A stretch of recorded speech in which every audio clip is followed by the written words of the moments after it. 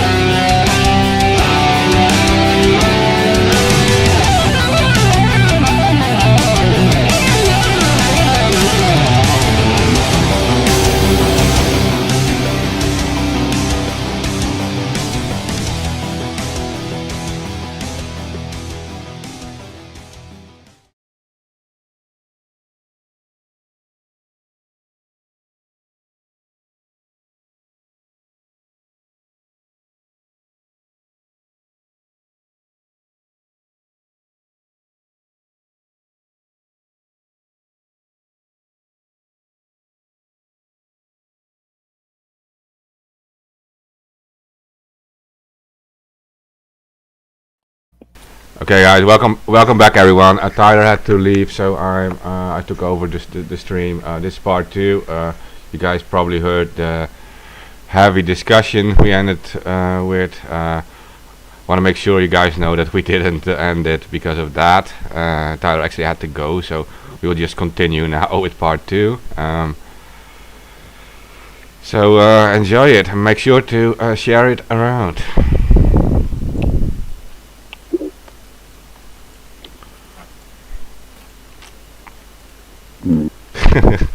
Now nobody has anything to say. Can we get back to the digital currency thing though? Because that shit is incredible to me. Yeah. Okay. So I'll tell you what I know, and then we'll go from there.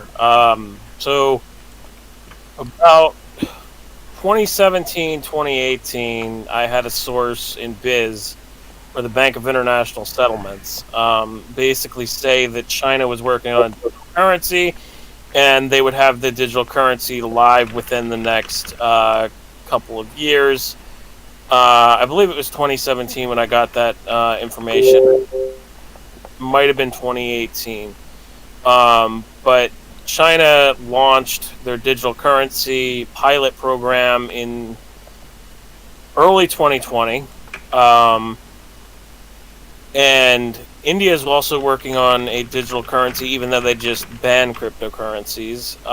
The reason why they banned cryptocurrencies is because they're working on a fiat digital currency. Russia has also been working on a digital fiat currency. And as you know, Venezuela released one. The Petro, I think it's called, or the Piro? I don't remember what the fuck it's called.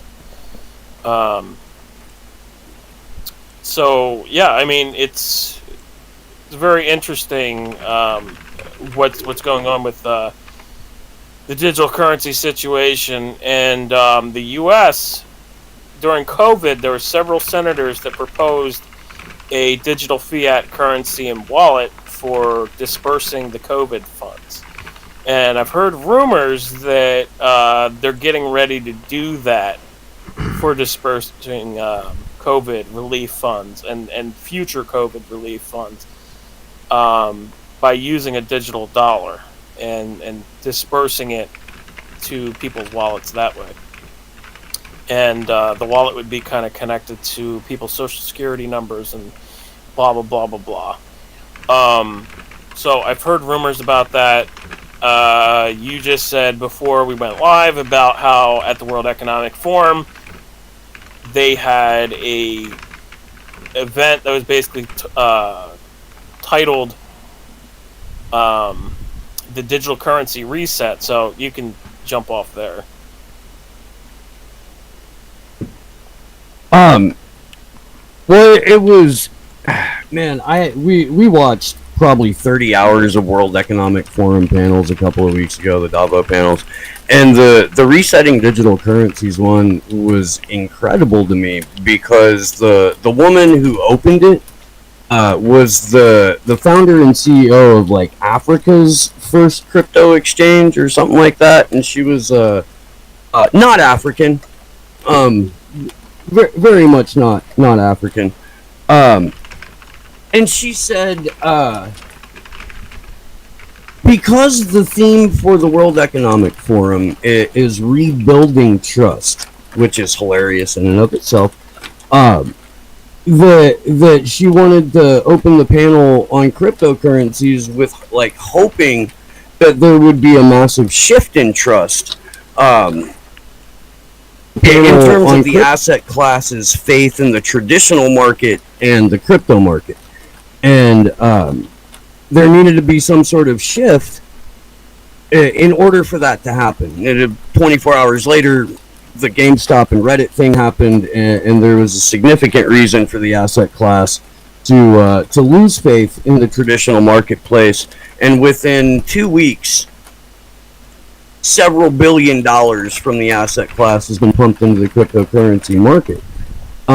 What they went on to talk about, though, was the need for basically like a one world stable coin.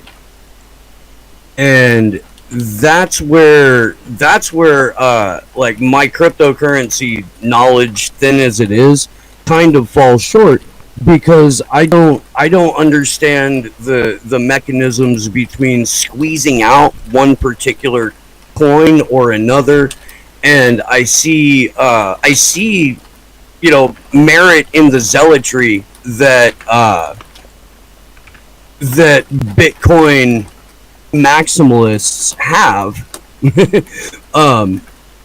because of the decentralized nature of Bitcoin. So AK, I maybe you can help me sort this. Like, what would be, like, how would the World Economic Forum squeeze out Bitcoin? Because that's what they're going to have to do.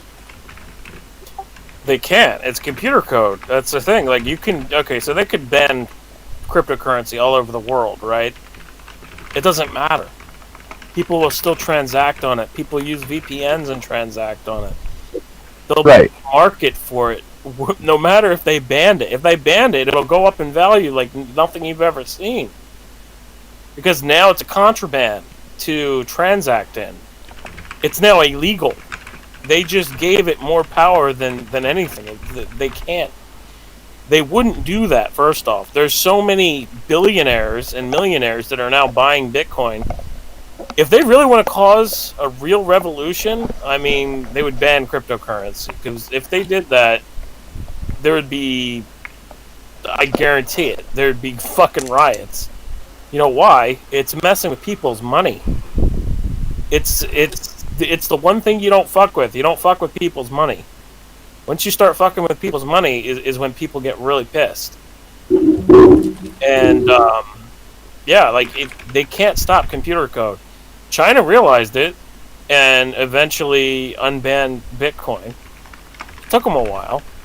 It was like a few months or whatever, but, I mean, now we have India banning crypto. I mean, they can do whatever they want. It's just they kind of realize it too. If you listen to some of these regulators and people at the central banks and everything, they realize that they have no control over this. They can't control it. They can't do anything. There's no tool in their tool belt that they can stop Bitcoin or any cryptocurrency. It's too decentralized. It's all over the world. They would have to shut down every fucking server all across the world. It's just not feasible. It's not a feasible thing to do. What they could do, is they could try to flood the market and try to make people believe that it's going to go to zero, but I don't know how well that's gonna work for them. I mean, so my thought, and please let me know if this is just, if it's bullshit. But my thought was they would do similar to what they will do with the what were we calling it? The inoculation. Where if you don't take the inoculation, you will not be allowed, in public buildings, and you won't be able to travel, and you won't be able to do this or that. With crypto, if we're talking about people that have the lion's share of control over where cash is accepted or where credit is accepted and how it's accepted, they could at least leverage that influence to make companies only take their particular stablecoin and to not include Bitcoin. And I understand that makes it actually a little bit better for the people who want to live outside of society. But for people who don't, like, is that a possibility? Bitcoin Or can't function. Okay, so Bitcoin cannot function as a peer-to-peer cash, so to speak. The blocks are too small. The transaction speed is like fucking days to an hour, or hours to days sometimes.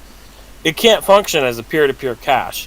What it does function as is it's functioning as a digital reserve, and the more people hold it, the more the value goes up. The less, it's supply and demand. The less that there is in the market to buy, the more that it's going to be worth. And the more people that want to buy it, it goes up in value. So, Bitcoin is not going to function as a digital cash, so to speak. Bitcoin Cash can. Bitcoin itself can't. It doesn't have the technicals behind it to function like that. So, if they say that you have to accept USDC, or it's probably going to be USDC, to be honest, because that's Circle. But yeah, so it's probably going to be USDC. So they're going to say that you can only accept USDC to these companies, right? It doesn't stop the companies from buying Bitcoin. Can they say that the companies can't buy Bitcoin? Sure. Can they say the companies have to dump Bitcoin? Sure. It doesn't fucking matter. It doesn't matter in the long run, because there's other... If one government says that, right? If the U.S. government came out tomorrow and said that Tesla and all these companies have to dump their Bitcoin, right? And try to push that narrative, I think they would fight back with lawyers. Like, you can't tell them what they can and can't buy, as far as I know. But besides that, I mean, it doesn't matter. Even if they win and say, okay, well, they have to dump all their Bitcoin, right? There's rich people and there's retail investors that are going to buy that Bitcoin. And it's going to do the same thing it's doing now, which is going up in value from buying. I don't see a way that they're going to shut down Bitcoin. What I do see is them pushing for KYC for wallets and making it so all wallets and exchanges and everything have know your customer laws. And they have it so essentially you can't have Bitcoin without having an ID attached to it. That's where I see them going with things. I don't see them trying to shut down cryptocurrency, because the first country that tries it, India tried it, and also China tried it, but the first country that tries it, besides them, they're at a severe disadvantage, and the Americans would be at a severe disadvantage to blockchain technology, and so is India right now. They're at a severe disadvantage to decentralized finance and also blockchain technology. I mean, so this is an evolving technology, and basically saying that, we're going to block it, blah, blah, blah. Okay, well, if you block it, then it's going to advance somewhere else in the world, and you're going to fall behind. So I don't think they're going to take that approach. I think they're going to take a proactive approach to it.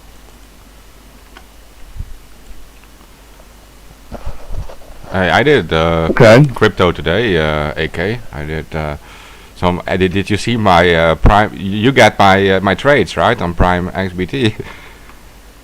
You should. No, I don't see all your trades. You should check it.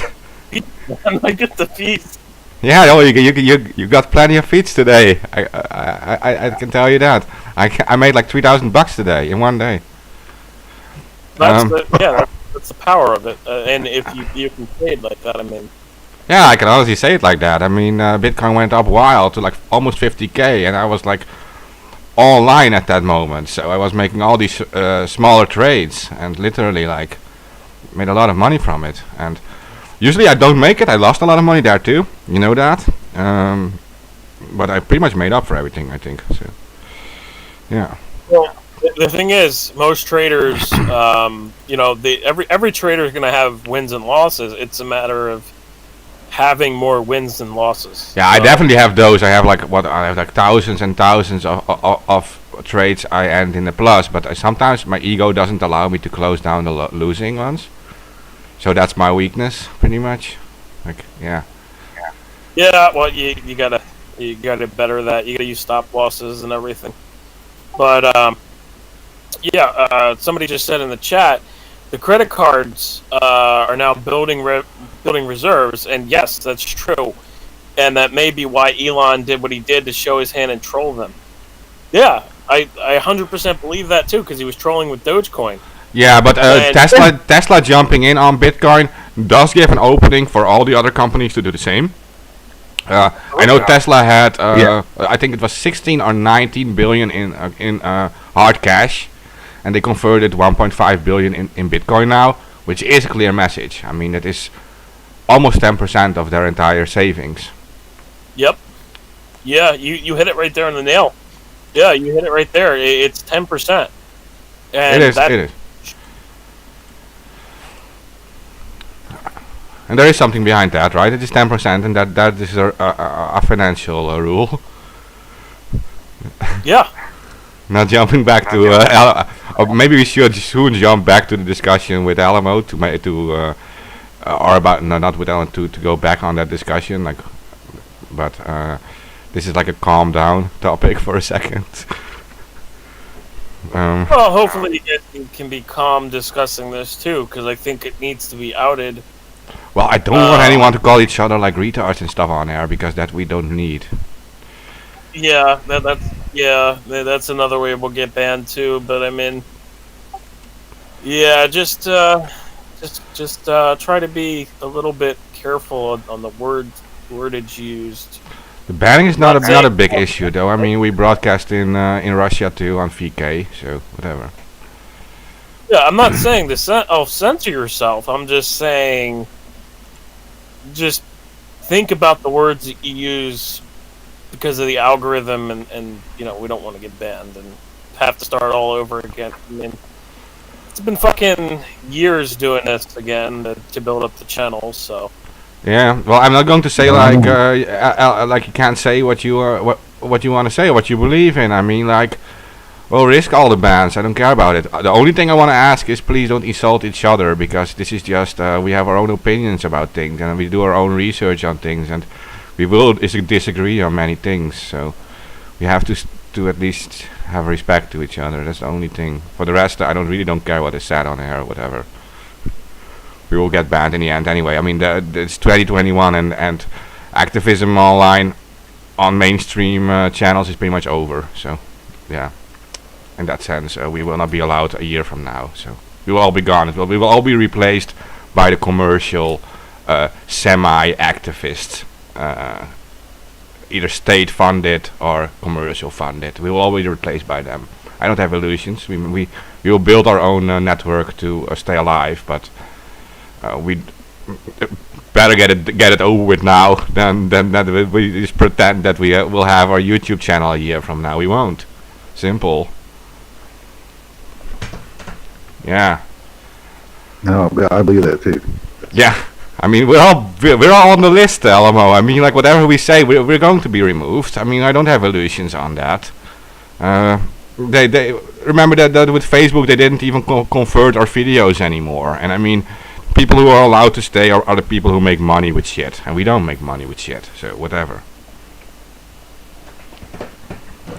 Well, I mean, they make money off of users. I mean, come on. Yeah, exactly. So that is the effort. The people who have things monetized, or the big ones who are like state funded and whatever, they provide money to YouTube and these platforms so they can say more, but they will still only say like the stuff that is allowed, and it will be about these subjects people outside of the bubble don't even care about. So yeah.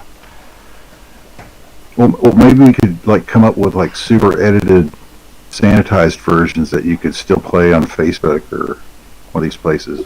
It's like a commercial. Like, our show is super nice, and we never talk about Zionists and elites. We never talk about this shit, and then they tune in and they hear all this stuff. We could talk about Medicare for all and how mean Nancy Pelosi is, and we could probably all make a fuck ton of money, and we'd never have to cover anything important or use our brains at all. Yeah, see, Like, there's people that are making six figures doing that right now. see, but that's the mainstream, right? The mainstream media, like this is Independent media. That's like the independent media business model, or at least with like the progressive political left.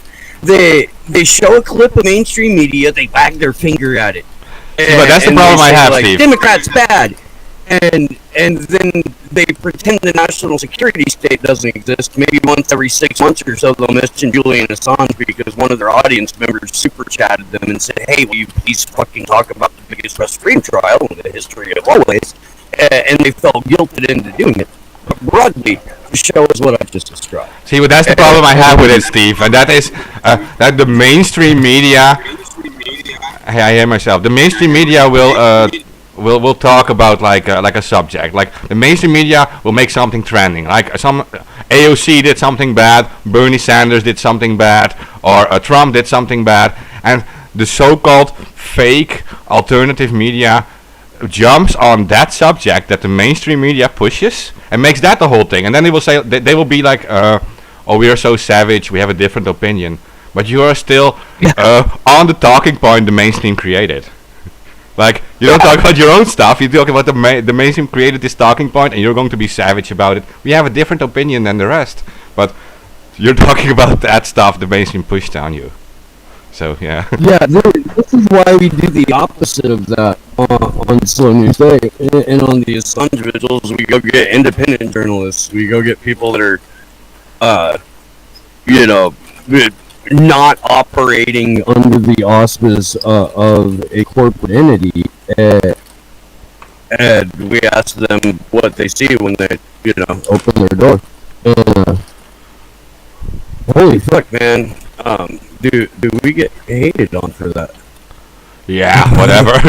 Yeah, but I don't have this solution. Like we already prepared. Like we use this restream stuff to stream to like 10 different social media because we know we will get banned, and we don't care about being banned. Like we can't. Like we know the real situation is they don't want like the people who are outside of the box. They don't want that, and we will eventually be replaced by those semi out of the box people, and they will always stay on the surface, and we all know who they are. We don't even have to call them out. It's the same in at least U.S. politics. Either party wants diversity for the sake of optics, but never diversity of opinion, because as soon as you have a divergent opinion, you're dead to them. You're no longer valuable. But if you can be a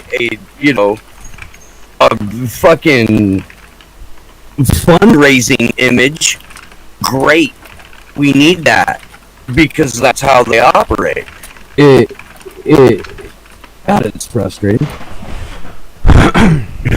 Yeah, I know. Like, well, we should never censor speech on here.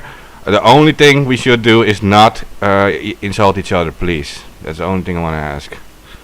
Because I respect everyone who's on here so much.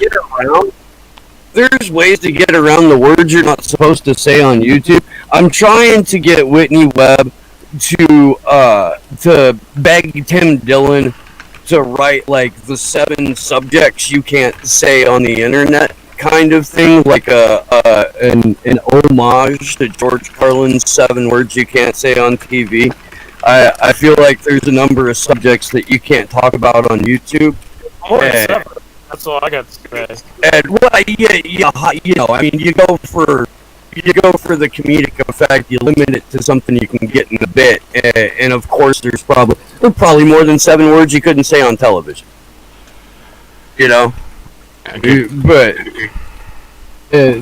for the essence of the bit, that's how I'm looking at it. I'm not, at least for this particular thing. You know, but if you like, it would be we could do that on Rockfin. Go through all the things you can't talk about on YouTube. But that'd be Rockfin, hey, Huh? I hear myself. I'm sorry.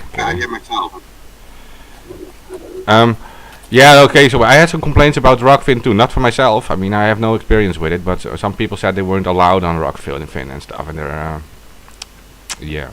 So that's all I can say about it. Hey, look, I'm not presenting Rockfin as the the ultimate answer or alternative to YouTube. I mean, we stream, or we're not yet, but we're about to be able to live stream on Odyssey, which is totally free, DLive, free, BitChute, free, whatever fucking H.A. Goodman's platform is, also free. What Rockfin does is it gives content creators on the platform like a better shot of doing it full time, and they're intentionally like, honestly, for what they're trying to do, I don't think they're selective enough. But that's just because I think Jordan Sheridan's a punk ass and shouldn't have a channel there, you know. But I mean, they've got Jordan Sather? huh? What did you say about Jordan Sather? Hey, we're going to be nice. What I, happened to being nice? I want something for ourselves, and we will Man. build it for ourselves. We will build an alternative to this ourselves, free, open source, everything. We will create yeah. this. We will build something, and there will be nothing that can censor us. I can trust you. You can trust me on that. Nothing in the world can censor us on that platform. Dude, I can't wait. I'm so looking forward to that. Yeah. How are you going to run? And there needs to be that. And while we live, I'll show you, in a AK. We have an world army of that. We have an army. We have the whole Stop Act Tattoo movement. We have thousands of people who are joining in on this. Like literally thousands of people. So go ahead, Steve. That's Sorry. fucking killer, dude. It is, and while we live in a world that demands you pay money to live in it, like, I also think there should be a platform like Rockfin that exists that allows for adversarial journalists to maintain a, standard of living, if not a good one, a survivable one, that keeps necessary information coming out.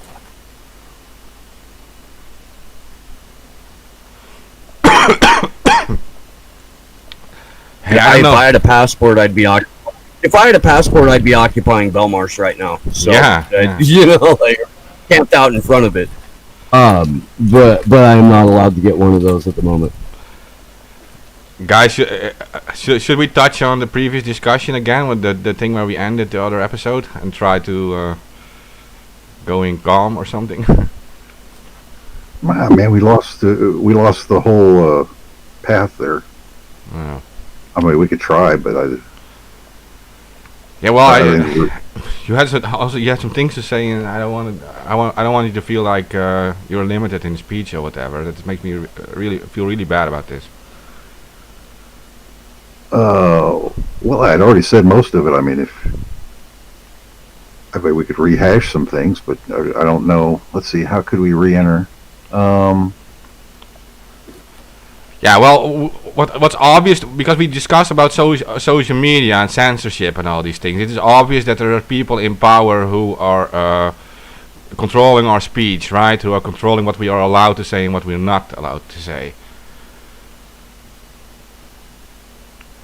And there is motivations behind that, right? There is a control system being created, and that that control system doesn't favor independent voices. Why? Because it creates chaos, and they want an order, right? They want order, and they don't want people to form their own little groups that don't agree with what they're planning. Pretty much. I think you got to remember, order for these people means submission. That's the problem. It's not like we agree or even democratically agree to anything. It's just like you do what they say or else. It's more of a corporate, executive type governance, oligarch type governments.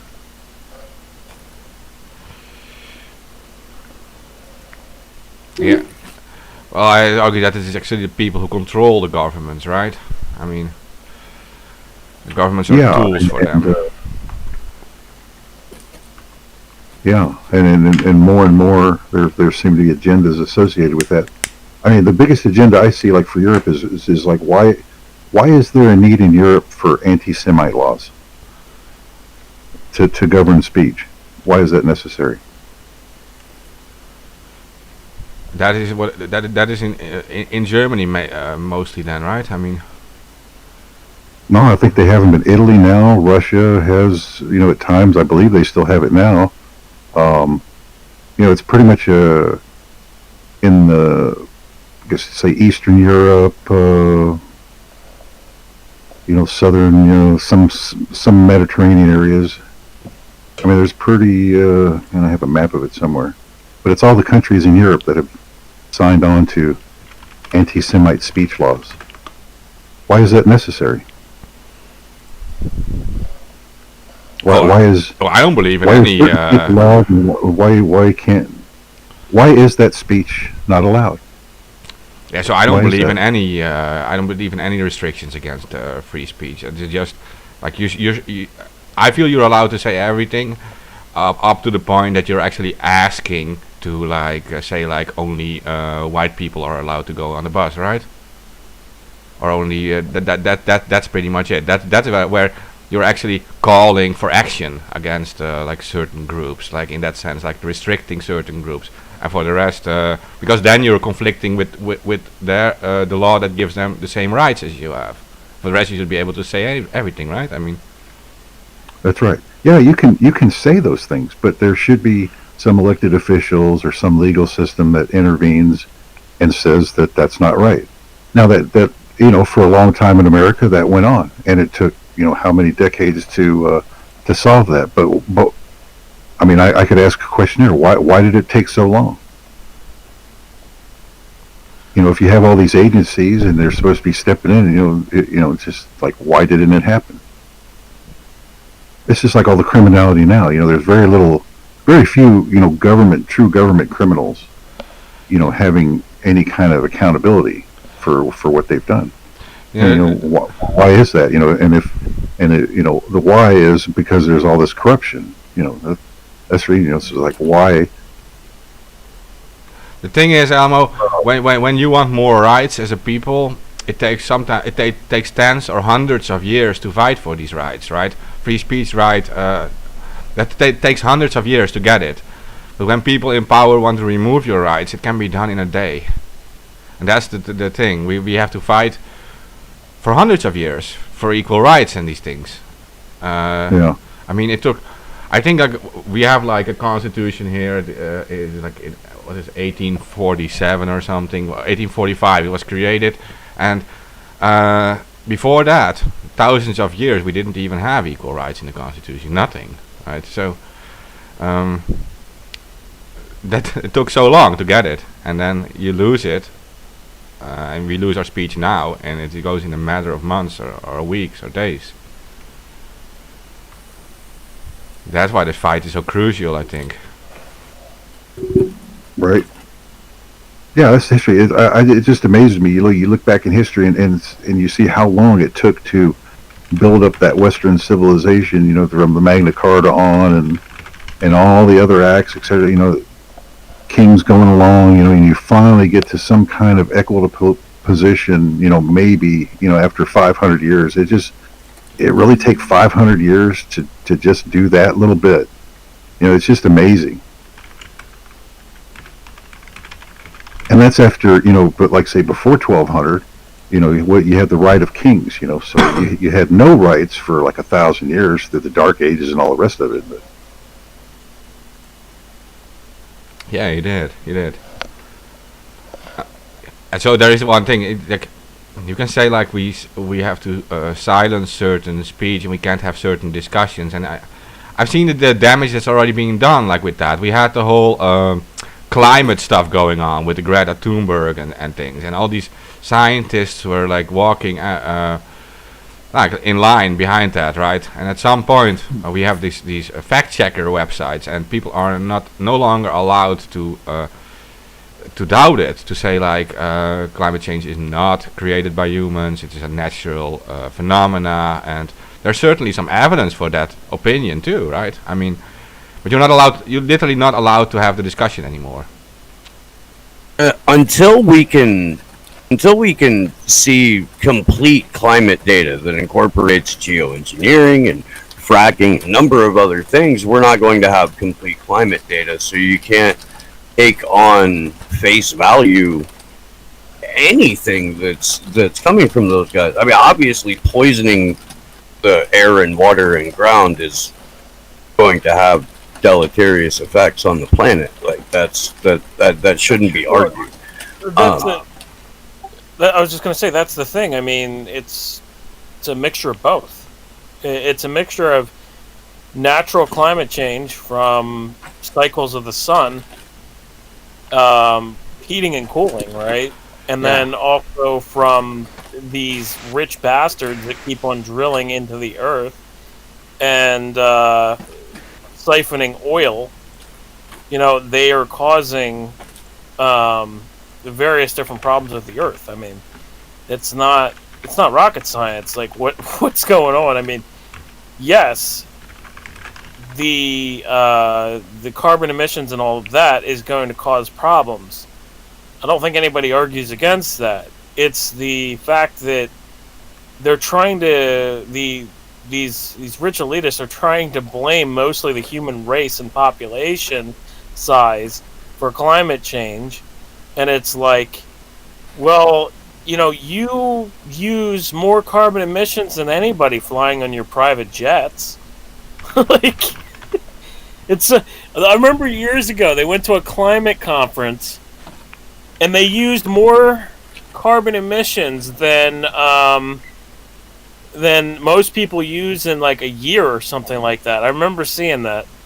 And I was just laughing my ass off because it's all these rich bastards from like Bezos to various different other people. I mean, they all met talking about climate change, and it's like, you guys all just flew in on your private jets. Shut the fuck up. Like, Okay, but like Greta Thunberg, for example, right? She works with that.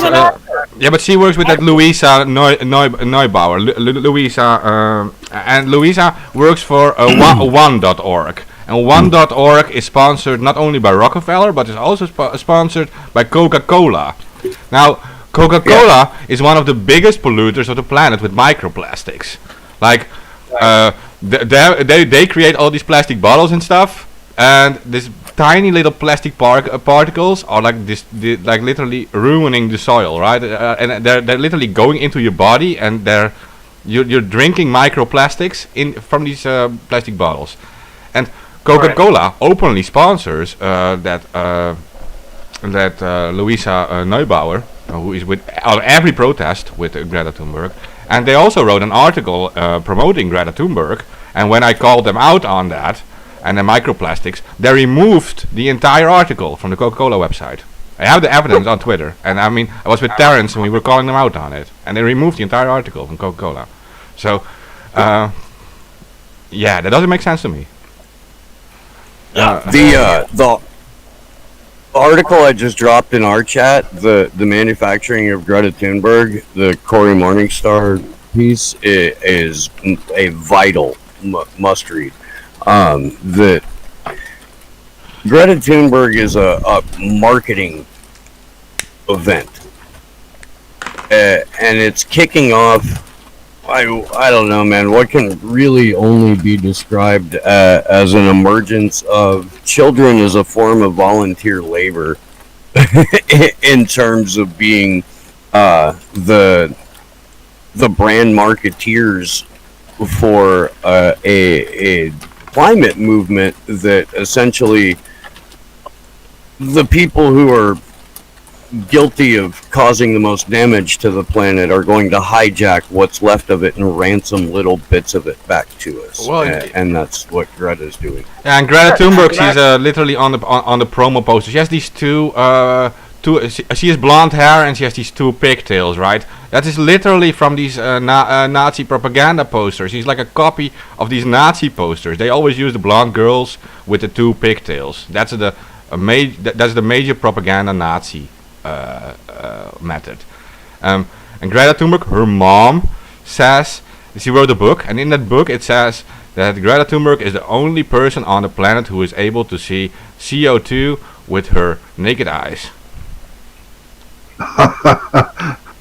It says in the book. I'm not even kidding. You can just get that book and you can just see it. She literally wrote it. Must be a fucking psychic. New type of psychic can only see CO2. What's those autistic superpowers, man? Of the what do they call those indigo kids? Is that what they used to call them years ago? Those Yeah, these superpowers. exactly. The new age, the new age kids, the indigo kids. Yeah. Well, I would be doubtful of any organization that uses little girls with blonde pigtails, like literally from the Nazi era. Well, again, she's an actress. We know she's an actress. She hung out with a whole bunch of actors and actresses, and like, come on. Well, Her mom's an actress, if I remember right. Her mom's an actress too. Yeah, she was a Yep. singer on the Eurovision Song Festival too. It's just fucking ridiculous what they're doing. Like, it's just absolutely fucking ridiculous. It's a whole media psyop on it. And again, as you just pointed out, I mean, Coca-Cola sponsoring that. I mean, come on, Coca-Cola. I mean, we all know that you're the number one polluter in the world Mm-hmm. with all the fucking bottles. Yeah, they are, and they're also responsible of taking the clean drinking water from the poor and selling it back in bottles to people. They take the clean water, like Nestle does Yeah. too, from Africa and these places. These people don't have anything to drink. They drink water from wells, which is obviously not the pure water that they're drinking. It's poisoned water. It's dirty water, and so Coca-Cola takes the clean water and sells it back in expensive bottles in the West. It is Well, they do filter it, Mark. They do filter it and put it through a filtration. So, I mean, there's that, right? yeah, you can They actually see got powder busted in filters. California using tap water. Yep. Like, They took tap water and then, they rebottled it up. And they also got busted using spring water right out of the spring and not filtering it and selling it. And that Nestle guy said in public that drinking water is not a human right. Yeah, and I mean, Wall Street agrees with them. I mean, they just fucking put water futures up on the goddamn stock exchange. I mean, there's literally water futures now on the New York Stock Exchange. What the fuck? I was sitting at, of all places, a fucking rainbow gathering, like, oh Jesus, 92, maybe 93, and a whacked out old hippie told me that the next world war would be fought over water, and this is 92, so I didn't take him very seriously. And then when places started running out of groundwater, and like you hear that like Tucson, Phoenix, by the end of next year, 2024, is supposed to be out of groundwater. It seems plausible. And then with that creepy Nestle fuck adding that, yeah, dude, I was at home. I don't know. Whoever can control water controls life. Yeah, and so but I was just saying this, like that people realize that the people who are like in power, who have so much money and who can do this stuff, they are these people are pure evil. Honestly, they are pure evil. If you can do that to people in like Africa and everything that are poor and can't even buy these bottles, yeah, you know what kind of people you're really dealing with, right? We should be more aggressive on that. Like not like violent, but we should be more aggressive on calling these people out, because I don't see enough of it in alternative media, to be honest. Like I do see it, like you see like people pushing against a specific politician or whatever, but these people have no influence at all on these organizations. They're just public figures who are put there to be attacked. To be honest, they're there to take the fall for these. They're protecting these people behind the scenes who will never get called out, never get attacked on it. And with Greta Thunberg, yeah, well, when the Amazon was burning, she was on this boat partying. So yeah, I posted about that too on Twitter. I literally attacked her in, and I said like. We had like I saw these. I posted these burning bushes, and I posted like meanwhile at band camp, and I posted her partying. So yeah. Well, didn't Arnold Schwarzenegger loan her a hybrid or something for a while? So that makes it okay. Yeah, but she's like these people are so. That was her carbon offset, so she's good. Yeah, she flies around the world too, right? In an airplane. No, I'm not going to. Oh, say she took a yacht. Yeah. That was that band camp. To avoid criticism. To avoid criticism for taking a plane, she takes a fucking yacht, like chartered and catered and like owned by a billionaire. It just hilarious. And Yeah. people are okay with. I don't know. I don't know. That's what I'm saying. Like, she is completely 100% fake, and it's like, I don't care. Fucking criticize Greta, whatever. Get attacked by the Greta army. I don't really give a fuck. Like she's 100% fucking fake. You're stupid if you believe that she's not. She's hanging with celebrities, taking endorsement deals with big companies. Like, shut the fuck up. Like. Hey, I mean, if I was Greta, I'd be doing it too. I mean, if I was fully enabled to that, I mean, I would just go along, right? I mean, I got nothing to lose. I'm making all this money. It's coming from nowhere. I mean, this is a great deal. I mean, it's selling your fucking soul, but yeah, sure. Well, she's only, 17 or 18? I mean, hey, when I was 17 or 18, I'd have done it too. I didn't know any better. Somebody handing me cash? Hell yeah. Oh, you want to sign up with Coca-Cola? Oh, yeah, sure, why not? Well, that's why they can push her and get all those things done. I mean, she's fully enabled. And we really shouldn't be talking about the mentally ill who have, defined mental problems like autism. We have to be careful here, don't we? I mean, we don't want to insult anybody. Well, it begs the question as to if she's being used or not, or to what extent. I don't know. I mean, it seems a little bit more nefarious to take somebody and make them your poster child for your climate movement if they're on the autism spectrum. That definitely seems like next level, manipulative.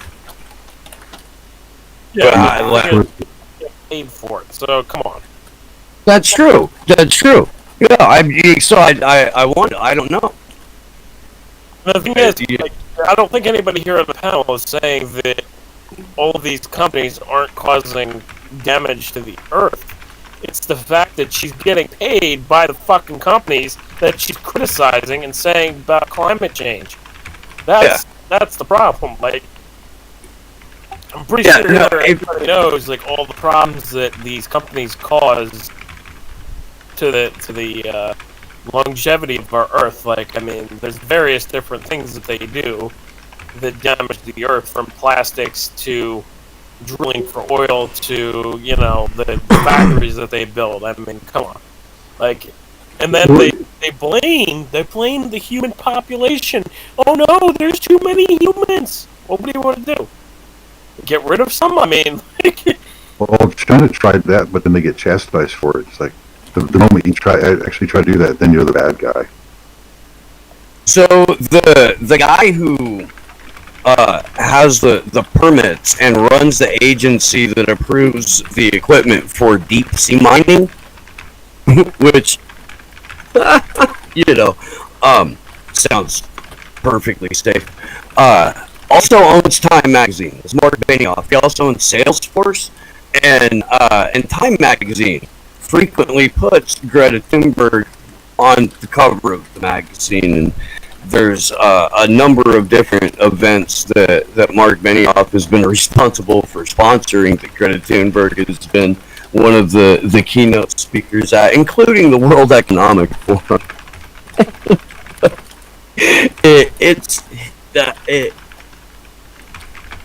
It boggles my mind just how effective the marketing is, because most people, upon finding this out, would be like, holy fuck, what a fraud.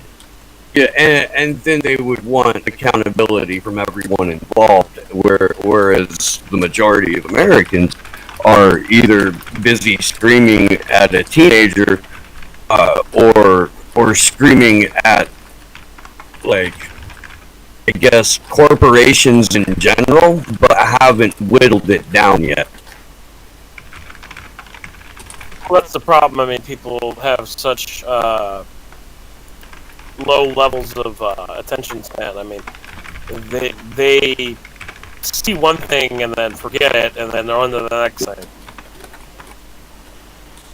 And you get well, let's just call them they're low IQ and mentally challenged. We won't call them names, but they can only handle so much of a conversation, and facts escape them. And as long as that's the case, it's going to be a hard world for them. But they're everywhere. And I contend that because people don't study math and science, that's a big problem. If you don't do that, what do you really know about the real world? And if you never had a physics class, what do you know? Well, you don't know physics. Right. All the But I mean, they fundamental forces. I mean, if you're missing that, because that's what's around you everywhere. Like, they teach weather in science class, but they don't teach, at least when I was in school, they never taught like climate type of information, like in regards to, the companies caused climate change. They never taught that. No, it wasn't weaponized like in the political sense. I mean, because what I learned was we were in an interglacial stage and we were warming up. And that's a good thing. Otherwise, you'd be an ice ball, But that's been totally flipped around to like man-made global warming. That's the problem. It's us, and we need to be controlled. Right.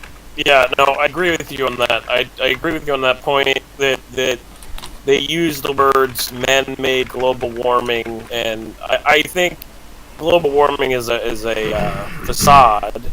Because there's parts of the planet that are actually cooling. And climate change is the right word, but they also weaponize that.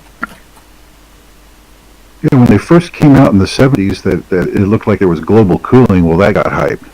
And then it became, obvious, well, that we're actually warming up, which they should have known if they'd have done any research, but then it turned into global warming. That was the problem. And then when it was kind of, we're in an intermediate stage, we're not really, either one, then climate change. We're covered there because whether it goes high or low, now we're covered because we got climate change. And then man-made, had to be thrown on top of that.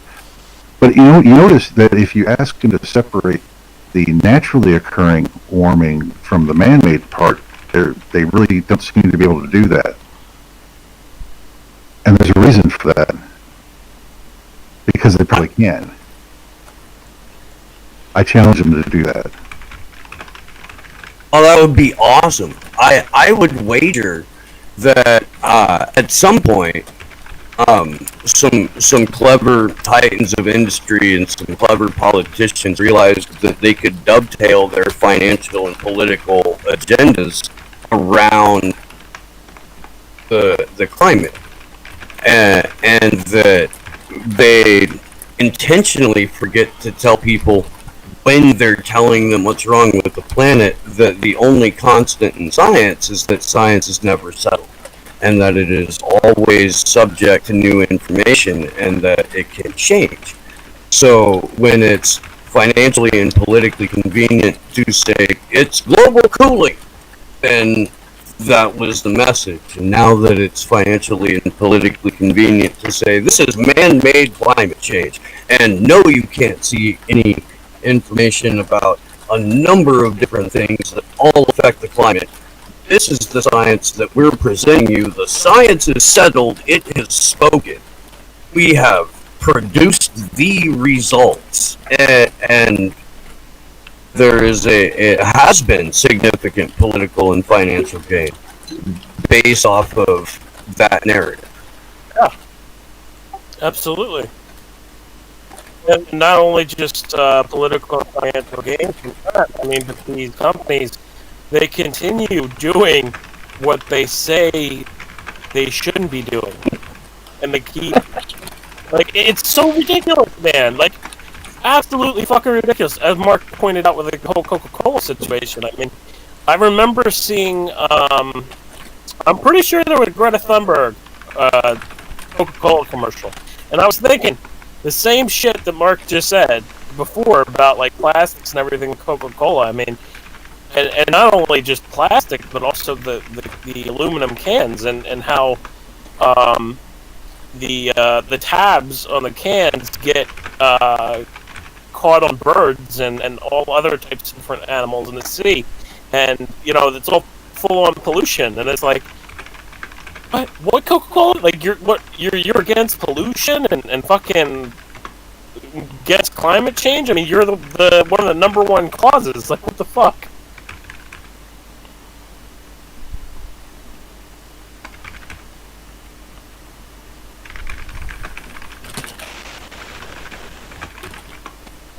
Sorry, I was taking a look at the chat. That's the game, though, is to insert yourself as some kind of authority with alleged stakeholders. This is the creation of, what do they call it? The false creation that there's, some kind of something behind it, like some popular, popularism behind it, and then you become this standard.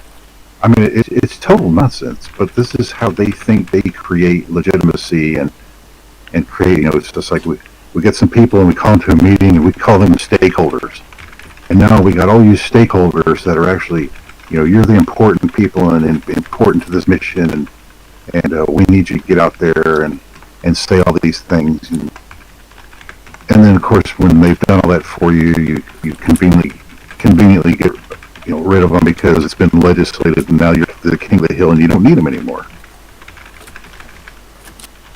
It's super interesting that you make that point, because the whole idea behind the Fourth Industrial Revolution and the Great Reset is this thing called stakeholder capitalism, where essentially the World Economic Forum tells you what you're going to do and how you're going to do it, while they keep all of the money, and you, as the stakeholder of their money, get to eat bugs and like it, essentially. But yeah, that's the phrase that they're using is stakeholder capitalism. That's hella interesting. Stakeholder capitalism. Is it even capitalism still?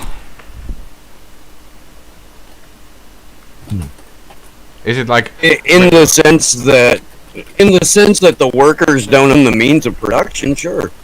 yeah. But I mean, like, can we really compare it with someone making a hot dog stand at the end of the street? It's more like, for me, it's more like post-capitalism, that these few big big parties to control over the market. They decide what happens now. It's crony capitalism. The capital itself is the means of exchange. And capitalism.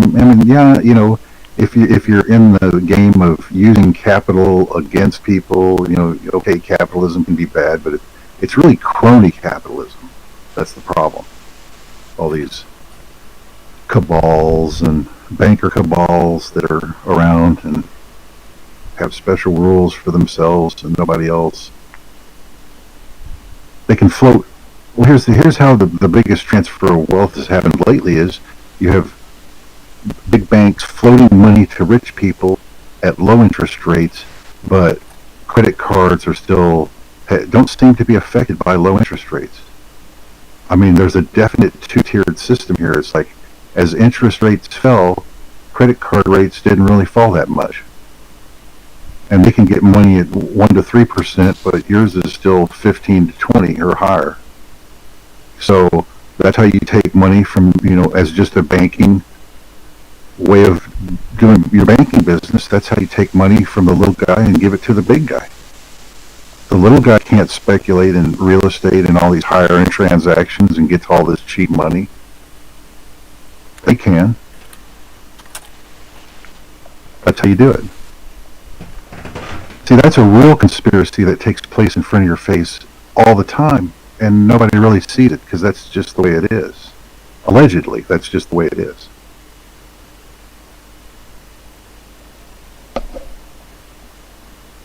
Yeah, and for the truly tremendous upward transfers of wealth, like when you want it all at once, you got to legislate those.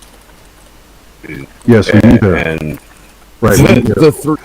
We need an excuse like COVID. Oh God. Oh. Yes, The corn. the CARES polio, Act. So we can mandate CARES Act everything. was the largest upward transfer of wealth in recorded human history. The CARES Act. It gave $4.5 trillion to a handful of people, companies. $4.5 trillion with a stroke of a pen, with the one presidential signature, Donald J. Trump. Right, and that happened right at the beginning. See, that was like the first thing that happened. All these bankers got all this money. Well, why? They hadn't even suffered any losses yet. It's only been a week. But you got your money. You guys got your money first. What's up with that? And then, of course, it took the rest of the year for us to get a $600 check. After you lose your job and you shut down my business because there's this virus floating around, and we all have to wear masks like a bunch of good slaves. If I didn't know better, I would say there was an agenda to all. I think that's a conspiracy. Not a conspiracy theory. That's an actual conspiracy that took place right in front of your face.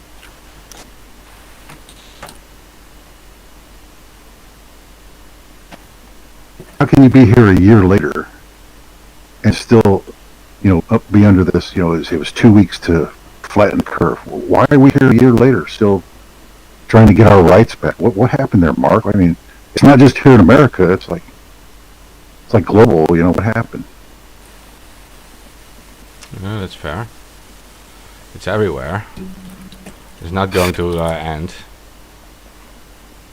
Well, where it isn't. I was hoping to get into this with Tyler, but apparently, like in Central America and some South America, where this hydrochloroquine is, oh God, that's another tag word. Anyway, that stuff is in these countries, and they show about a 10% rate of infections versus what we're getting in the West. If you go into Africa, it's about 1%. So we have alleged minorities here that are endangered and are not getting the care they need and all this. But in Africa, they don't seem to have any problems. Another part of the story they don't want to tell you about, where this stuff is floating around and it's kind of used all the time because they have all these issues normally, and take the stuff, they don't have this problem like we do in the West. So this is just fake, man. It's being used against Western countries to shut them down. and the people there are so stupid that they go along with it.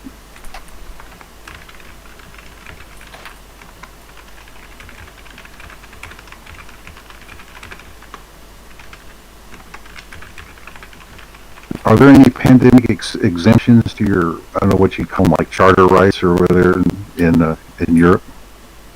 Yeah, I'm sure you have some kind of constitution, or maybe you did. Oh, well, years ago. nothing. No, nothing of all the stuff they're doing is actually allowed in the Constitution. The thing is, yeah, they make these temporary exceptions for health reasons, right? That's Yeah. what they do. So they declare, Temporary.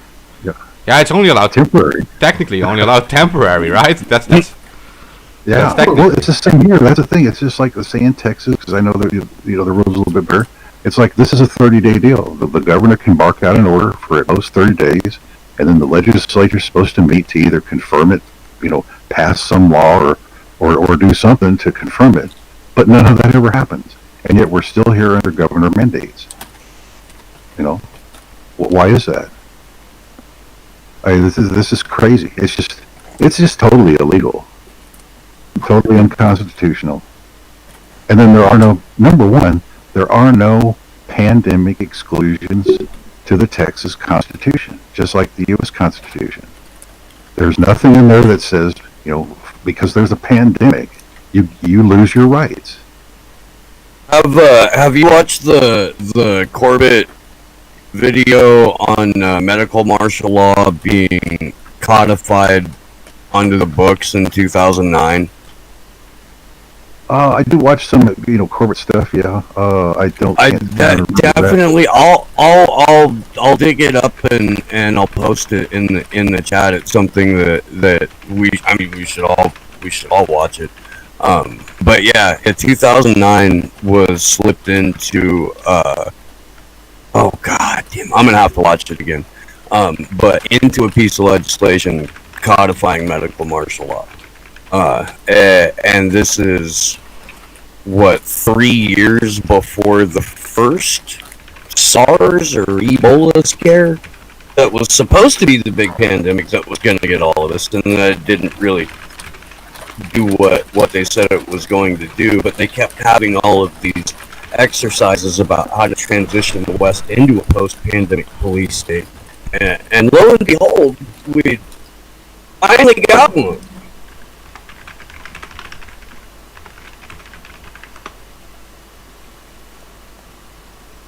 Well, they can pass all. That's the thing. They can pass laws, but if they're not constitutional, they're null and void. Well, if there's no mechanism to enforce the non-constitutionality, Jesus, of them, which we don't have any mechanisms to enforce something that is blatantly unconstitutional. No, they're all. Yeah, you're supposed to have a court and a legislature and an executive branch with co-equal powers, and that's not all. That's not supposed to happen, but it looks like they're all corrupted. They're just not interested in doing that anymore, and they're more interested in following court precedent rather than Constitution. They came up with that. Oh man, when did they?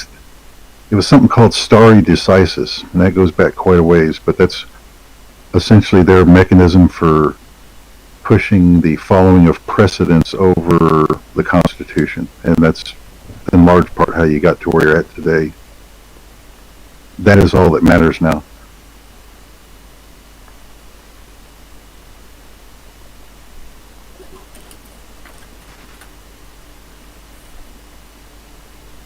So there is no, you're not gonna, well, that's how you're not gonna get your rights back.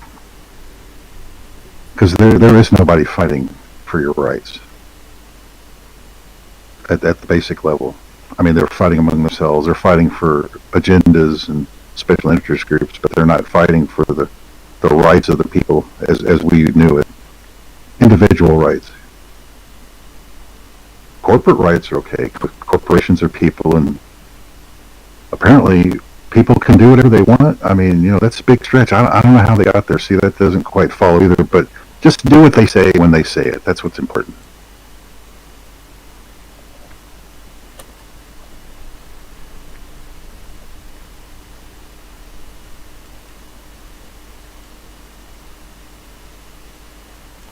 Yeah, well, they can contain people, yeah, like I said, by just doing it temporarily, right? But in the meantime, they're creating this whole system you really can't get out anymore.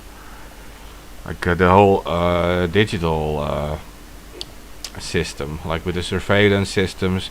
I mean, the contact tracing doesn't have much to do with the end goal of contact tracing. Doesn't have much to do with the whole COVID thing. I think, for example. Chipping people, putting vaccination chips in their ID cards and stuff doesn't have much to do with the COVID things. I think it has to do with being able to scan people wherever they go. So yeah, that is the end result. And you can't get out of it anymore. After everything, this virus will be then gone soon. It will be replaced by the flu again, and then we will all have these systems in place. Yeah. That's my opinion about it, or observation. I mean, can't make more of it. Well, an invisible enemy provides the perfect excuse, right? And the invisible enemy 70 years ago for the ensuing 40 years was commies, and then the invisible enemy was terrorists. Yeah, in 2001 it was very drugs clear. in there for a while. Yeah, well, like with And 2001. now it's a virus. Yeah, yeah, and it's the constant. You have to keep people in constant fear for them to accept these new things, for them to accept the people who assume that they are powerful to run these things and to protect them, put them in a safe little bunker. It's like you're actually being locked up in that bunker, and you're not like being protected from the outside. Yeah. They're keeping you in, protecting the outside from you. Yeah, it was this is weird when I okay, this is weird to say this, but the same as like with that wall they said to make for Mexico. I always thought like, yeah, when Tyler said on air there's actually a lot of Americans going over the border to Mexico for cheap medicines, then I was considering that the wall is actually to keep Americans in, right? Kind of like this too. They want to protect you from the outside, from like some super evil flu virus or new form of flu virus, but actually, yeah, you're being put in this box. It will be super hard to get out soon. Yeah. Well, you can tell usually like by the way which way the barbed wire is aimed, which way the wall's working.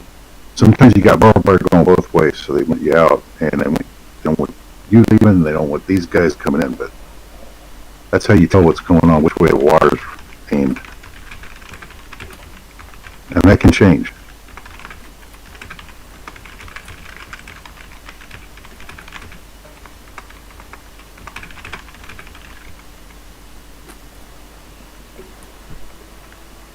Yeah. Yeah. Well, okay. So probably international travel will be like restricted until everything is in place and we all have the chip and everything. It can all be mapped when we do that. And we can't go into official buildings anymore without being mapped. You know that you have like these scanners at stores that can like scan when you steal something. It will like have this big beep going off. Well, it will happen when you go in to a building too. You will be automatically scanned, and it will probably go peeping when you don't have the mark. A mark without a mark. Yeah. Hey, we need some like a nanoparticle, like anonymous spray. I hate to like get into like we're gonna make money off of this, but we need some kind of home remedy nanoparticle and anonymizing spray that we can put our, once they hit us with this chip and everything. We gotta how are we gonna counter that? How are we gonna jam it? Oh yeah, we can do that. There's no problem. But I don't fear for us, right? I mean, people on this panel, we won't have to deal with this. We can handle that. But the masses, they will be fucked. right? The same as with the social media. We can create our own social media, whatever. We can communicate in safe ways. We can use encrypted methods. We don't have to be scared for that. But the masses, like the 99%, they will be fucked. That's all I can like. Right. Yeah, I mean, there's always ways for us to do things. These chips can be reverse engineered. Who cares? Like, I'll find the manufacturer data. But like, and we can clone chips, whatever. We can do it. We can do whatever we want. But the yeah, the masses won't have these benefits, and that I think we are part of the calculations too. Like, they calculated in that there is a percentage of the people who will resist against these things. We are part of the calculation. They will say like, okay, we calculate a green case scenario, orange and red case scenario, right? And that is like 5% resisting, 10%, 25% resisting. That's about the max. And that's all calculated in. They have these scenarios.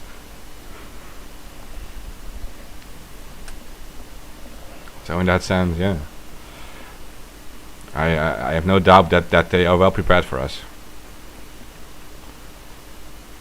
Yeah, I don't know, LMO, you want to be in some working camp eventually, or to make like yeah, I mean, I think I'm a candidate for that. Yeah, I'm probably pretty high on the list. just make number plates for the elites. Yeah, well, I'll try to be productive. I mean, that's the whole thing, right? It's all about getting the means of production coordinated and aligned and everything. So I mean, as long as I can be productive, I mean, I'll try to fit in. But is that really what the camp's for, or will I just be a slave at that point for thought crimes? Okay, well, for economic purposes, I don't think they will like mass eliminate people. They will probably have, well, like I said, make like number plates for like the Tesla cars and stuff. Oh yeah.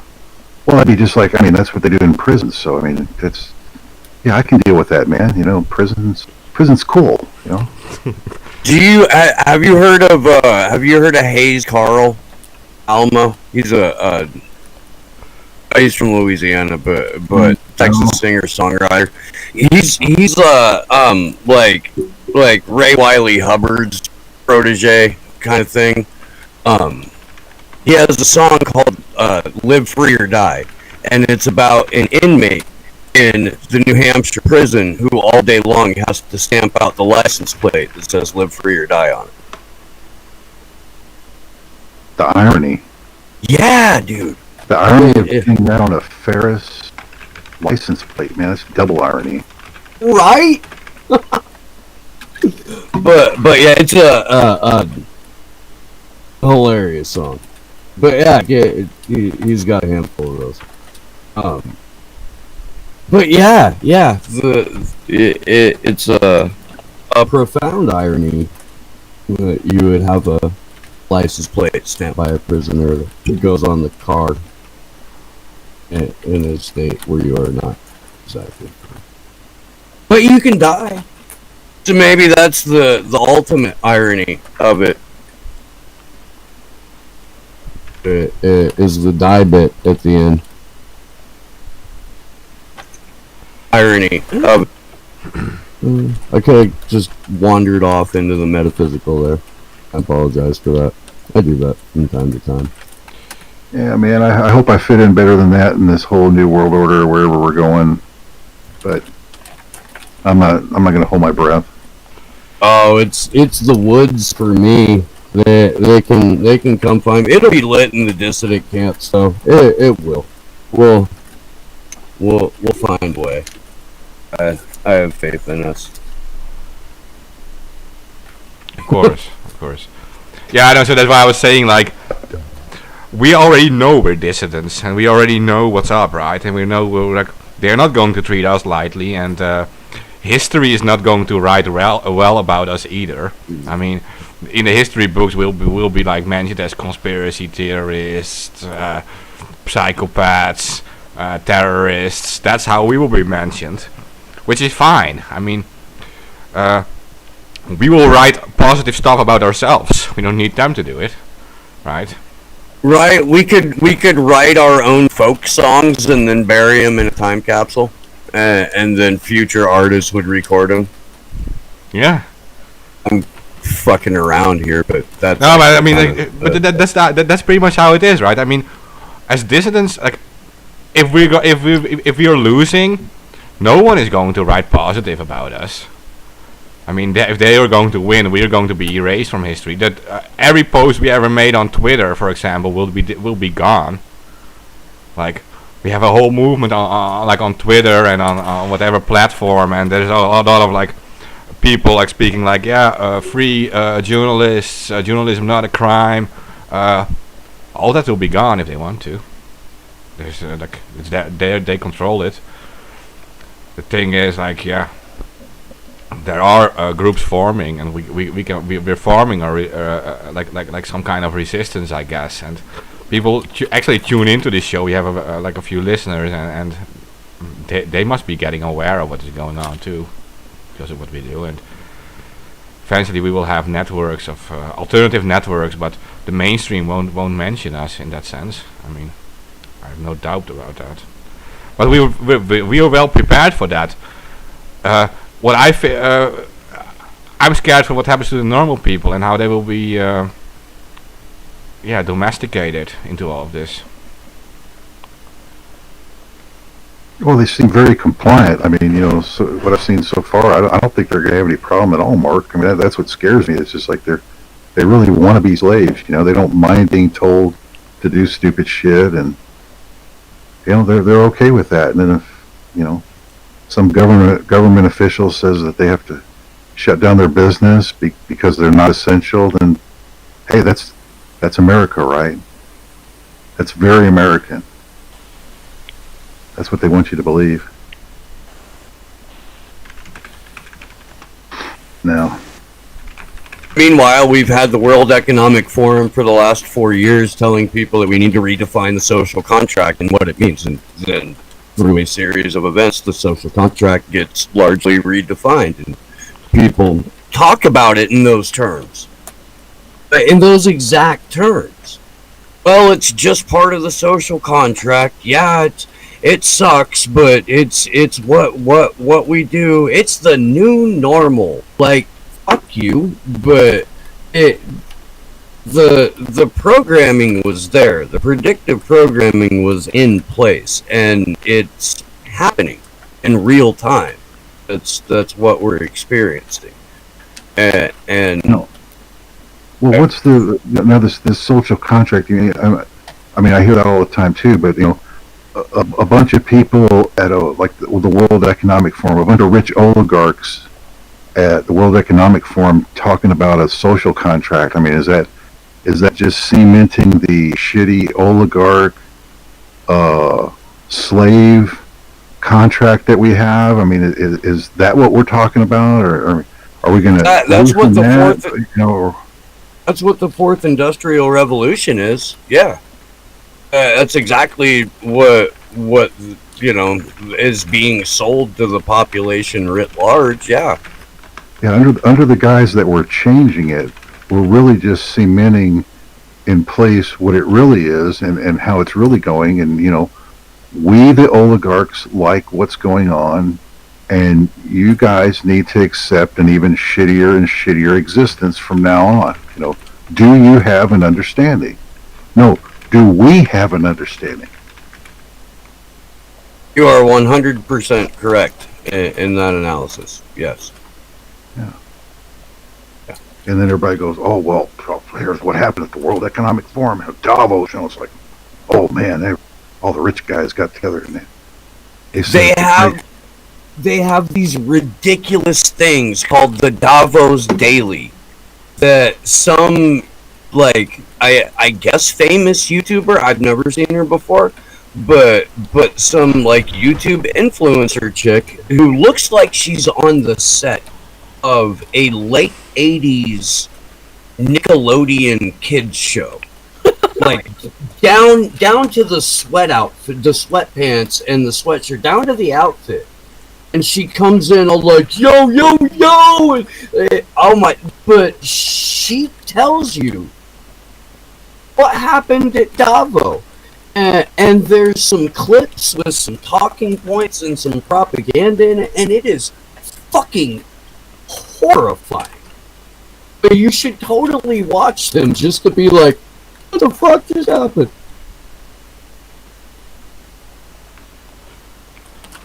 I was also shocked by these people being so complicit at Davos.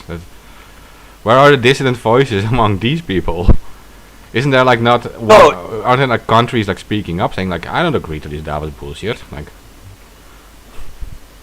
there you can see how deep we're already in, right? Dude, the panel on press freedom was one of the most disgusting things that we sat through.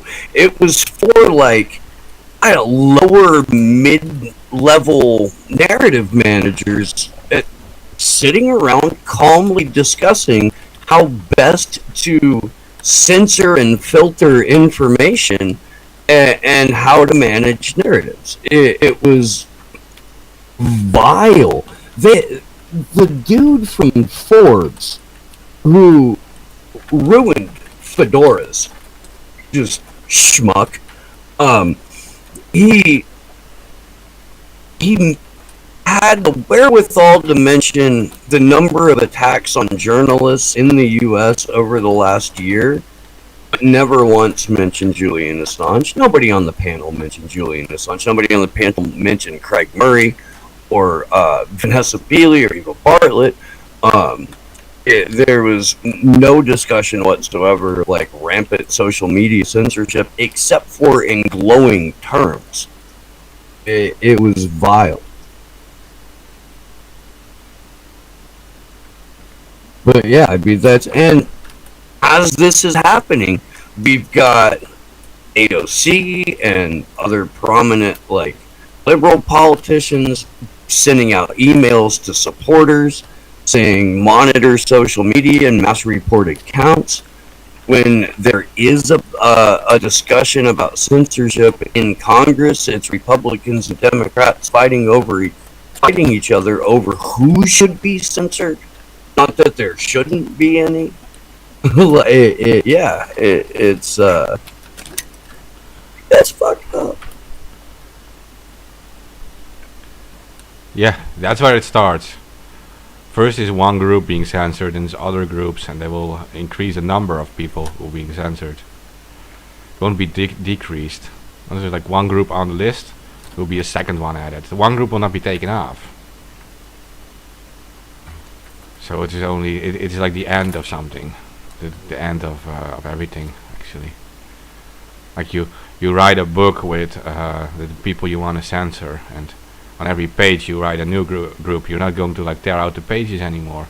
This is your book of censorship. So yeah, that's where it ends.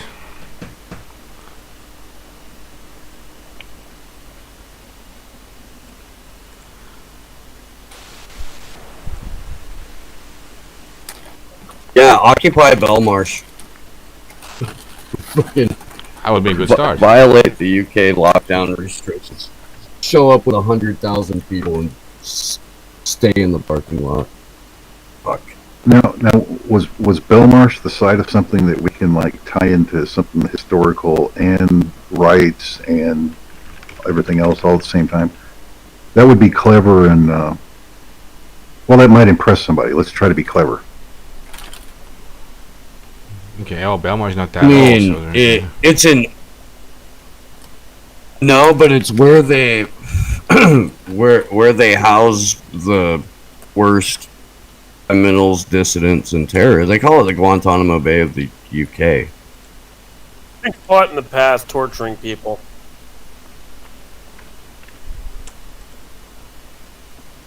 yeah, they were. The only like it was the prison in V for Vendetta where Evie's parents went for being dissidents. He also gets blown up in that movie, I think. The old Bailey gets blown up, and that's where Julian you're was right, at in court.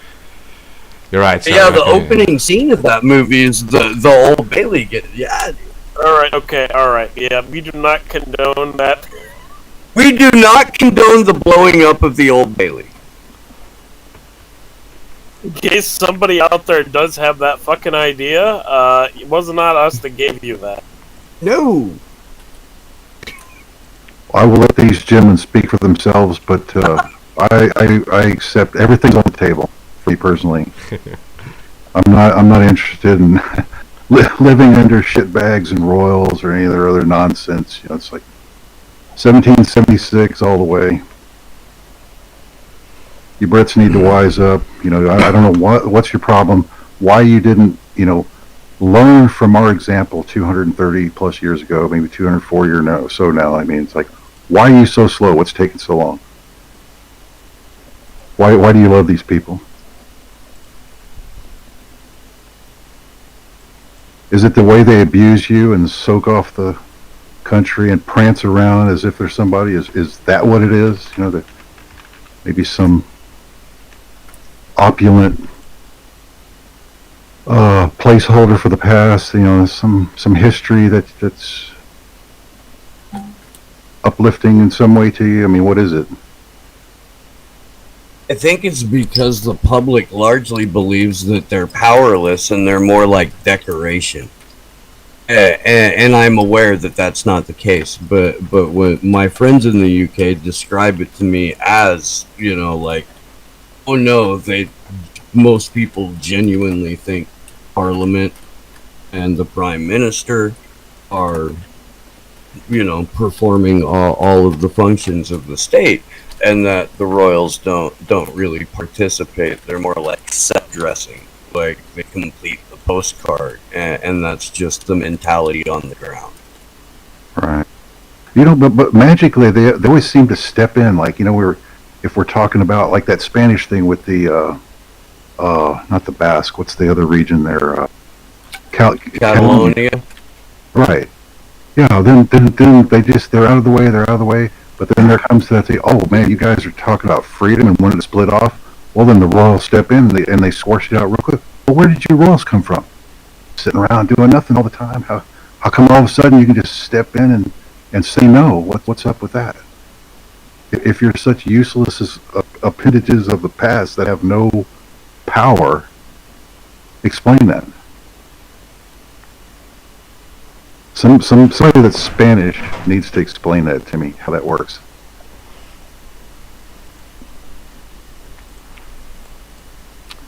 Same thing with the British, all just like you said, except that every time it comes to, oh, we don't like something that's going on, well, it's time to dissolve Parliament then, we're just not going to have it. But they're just an useless appendage of the past that has no power, and et cetera, et cetera. Strange way of thinking, man. I don't get it.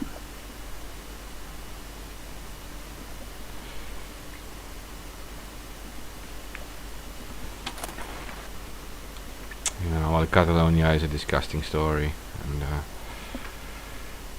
they're an example of what you don't do. So you don't give up your army and your autonomy to Spain and royals. Next thing you know, you're just not in charge of nothing, man. You just forget it. You're not. What did you get out of that? Catalonia was autonomous before the fascist Franco came in to power, right? And Catalonia region were the most heavy resistors against fascism, and then they were taken over the entire country, Spain, by the fascists, and after the war, they were never returned their rights. They never got their autonomy back, but they were autonomous, and then the fascists took over, united the country, made it one country, Catalonia no more independent. And then when the fascists were gone, still they kept it like that, like, even though these people were the most heavy resistors against it. That's kind of a disgusting story. They essentially got schmucked and played right out of their rights, right out of the whole thing. I mean, You see it over and over again. You know? It's not Spain. That people have to realize that. I mean, Catalonia is not just in Spain either. It's also a part of France that historically belongs to Catalonia. Yeah. And then that group of people produces more than anybody else in there, and yet they have no, they don't get any credit for that. They just get, the money gets sucked out of Catalonia for the rest of Spain. So it's a good parasitic relationship. This is true too. It produces it's a much wealthier region. It has Barcelona in it, which is a very popular city too. Yeah. Yeah, and who won out all that? Oh, they've got these fascists. All these people running around. You had the Spanish Civil War, but the royals were there the whole time. The royals benefited from that whole exercise, whatever you want to call it. I mean, they're still there. And everybody looks around like they don't know what happened. Yeah. You were conned. You were conned right out of it. Like all these other cons.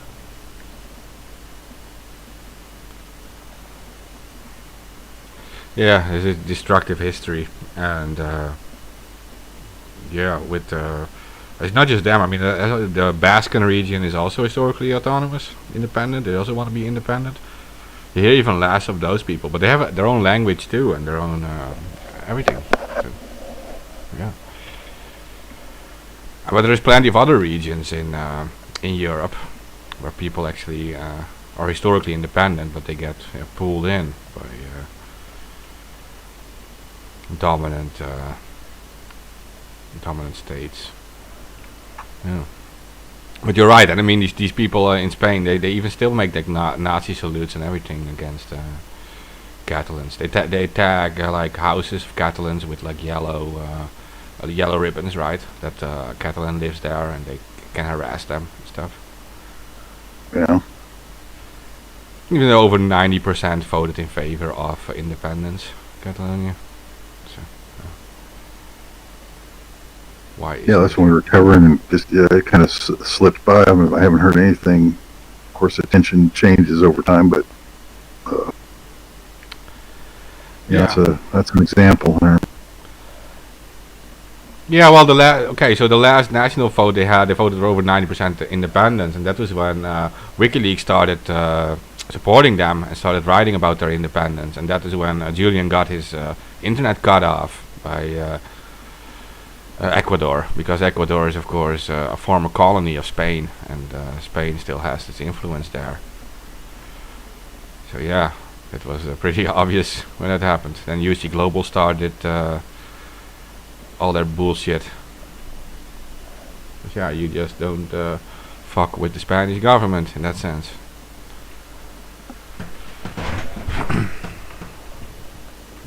But that is why the Catalans are so some of the strongest, most active Assange supporters. When the Democratic senators sent the letter to Lenin Moreno to tell him to, or wait, no, it was to the Crown Prosecutorial Services, sorry, to state their support for this prosecution. They specifically cited their concern about WikiLeaks support for Catalonian independence and the 2017 French presidential election. This is just to kind of underscore the point that Catalonian independence and WikiLeaks participation and support of it was frowned upon. Not just cut off WikiLeaks internet at the embassy, but there were Democratic senators as well that were urging for action on this, for retribution, I guess is what I'm getting at on this. that had a ripple effect throughout like the Five Eyes countries. The thought of Catalonian people having their own agency. Yeah, yeah, exactly. Yeah. That's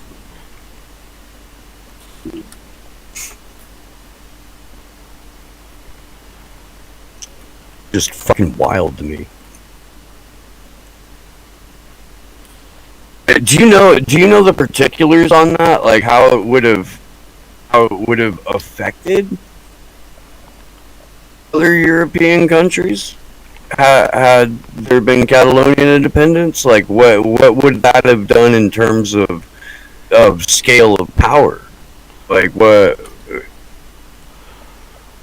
was the opposition coming from? I guess is what I'm getting at. No, that is mostly Spain, and then you have their ally France siding with Spain, because there's like a tiny region in France also, Catalonia, and the Catalans were involved with this huge Gilets Jaunes Yellow Vest movement too. I mean, there is a Catalan part of the Yellow Vest movement too, and these protests were getting huge. So Macron was benefiting from the Spanish government fighting against them, and also causing like mass censorship against them.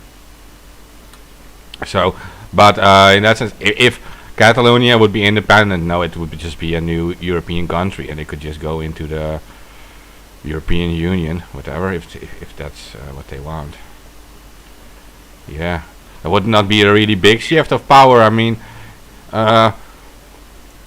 before the COVID stuff, all the borders were open anyway. You don't really see an economic change either. I mean, everything is open. Even for Spain, I don't think it would be that bad, because they would have like a new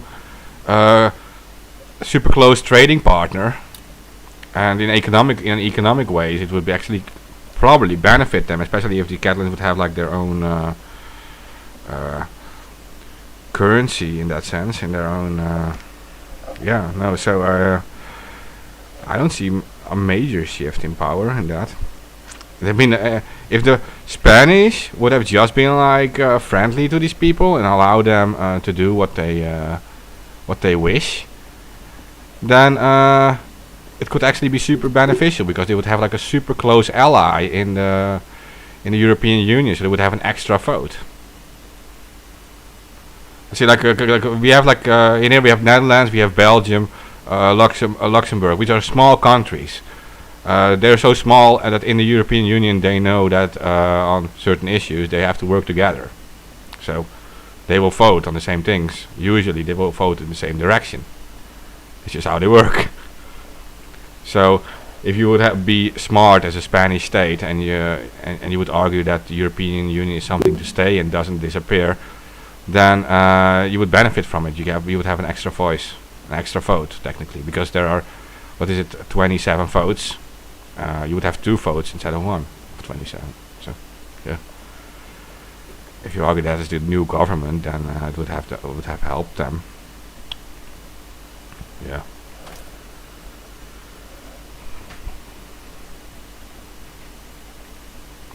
For the rest, yeah. It's not that big of a region. For the rest, it's a small region. It's not like a huge country like Germany or whatever. It's like a tiny area. No, but in terms of Spain, I want to say, I mean, it would really throw, because of how productive they are, it would really throw their budget out of whack. I mean, well, and then royals lose their power. I mean, that'd be so horrible. We can't have that. We have to think about the royals. Yeah. No, that's true. The royals, that might also be a reason the royals don't want to lose their garden. It's their garden. Like they own it. Technically. Yeah, you seem to have this class war going on again in Europe that is very similar. You know, how many times have you seen the French go through this, and a new republic, and a Bastille Day, and I mean, you know, it's like, here we are again, and I mean, it's almost like Europe-wide now.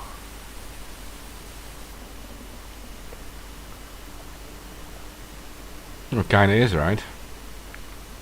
Yeah, it's the same pattern. I mean, all the names change, the parties might change a little bit, but you know, Macron, the former Rothschilds banker, you know, doesn't get any more loyal than that. Oh, he worked at a Rothschild bank in the UK, I think. Yeah. Or in, let's see, yeah, he worked at a Rothschild bank in the past. That is like a centralist. He's pro-EU, he wants to have a European government, so they love Macron in place, the other countries. Where if you would have like Marine Le Pen, for example, she was advocating for leaving the EU, and you have she is a right-wing politician, so to speak, and you have a left-wing Mélenchon, who's a communist. He also wants to leave the EU. He also argued against the European Constitution, EU Constitution. So you have both on the, I want to say like far left and on the far right, they both want to leave the EU. And you have the central guy, Macron, who is pro-EU.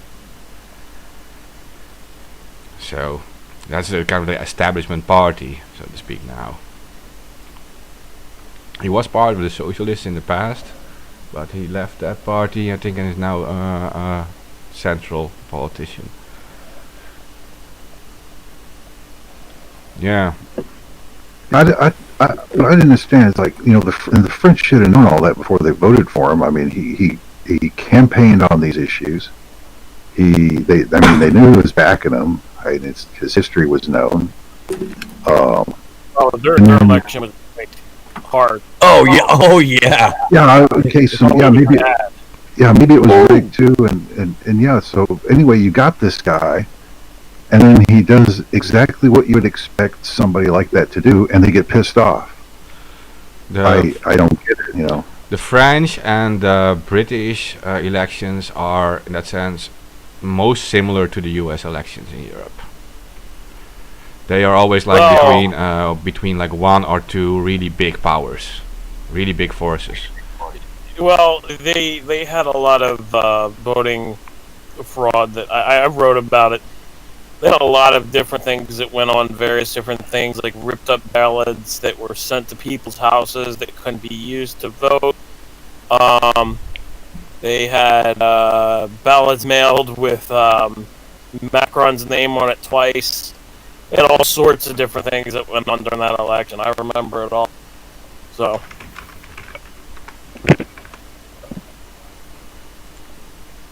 There was missing ballots too. There were all sorts of other tricks that was going on during that whole thing. So I mean, he was gonna win no matter what. Like, he was the chosen one, and roundly hated, right? Like, but I mean, didn't he only have like between 20 and 30% support in polls and shit leading up to that? I'm not sure. I'm not gonna. I just know that all the voting fraud that went on, that was fucking crazy. I wrote about it, and I think that's why Medium banned me.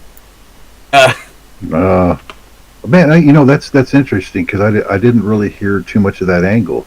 You know, it just seemed unlikely, and like why the people would vote for somebody like that. But you know, hey, electronic voting machines, and it's all bullshit. Well, hey, I get that. You know, I mean, the funny thing is, it was covered by the mainstream media. But I mean, if you put all that information together and then combine it into a compilation article and say the election was rigged in France, I mean, that's a crime. Got to get rid of that account. I mean, all I'm doing is fucking citing mainstream media. The fuck? very subversive. I mean, YouTube nukes channels all the time for reporting on the Rona, and they use mainstream sources for all of it, but they do just that. They make connections, and they show evidence through mainstream reporting that once viewed together paints a very different picture than individual narratives. And yeah, no, it is. It's subversive. It's dangerous. It's probably violence. You know, I'm sure AOC would consider it violence, and would claim she was in the room when you committed the violence. Oh well, yeah. I mean, as long as we're just creating reality and part of some big illusion, yeah, sure. And I'm sure I raped her too. I mean, I'm just sure of it. Karl Rove told you in 2004, perception is reality, and we determine reality. That was Karl Rove in 2004. He ended up eating those words a couple of times, but viewed with a little bit longer lens. I mean, in terms of the predator class, he's correct.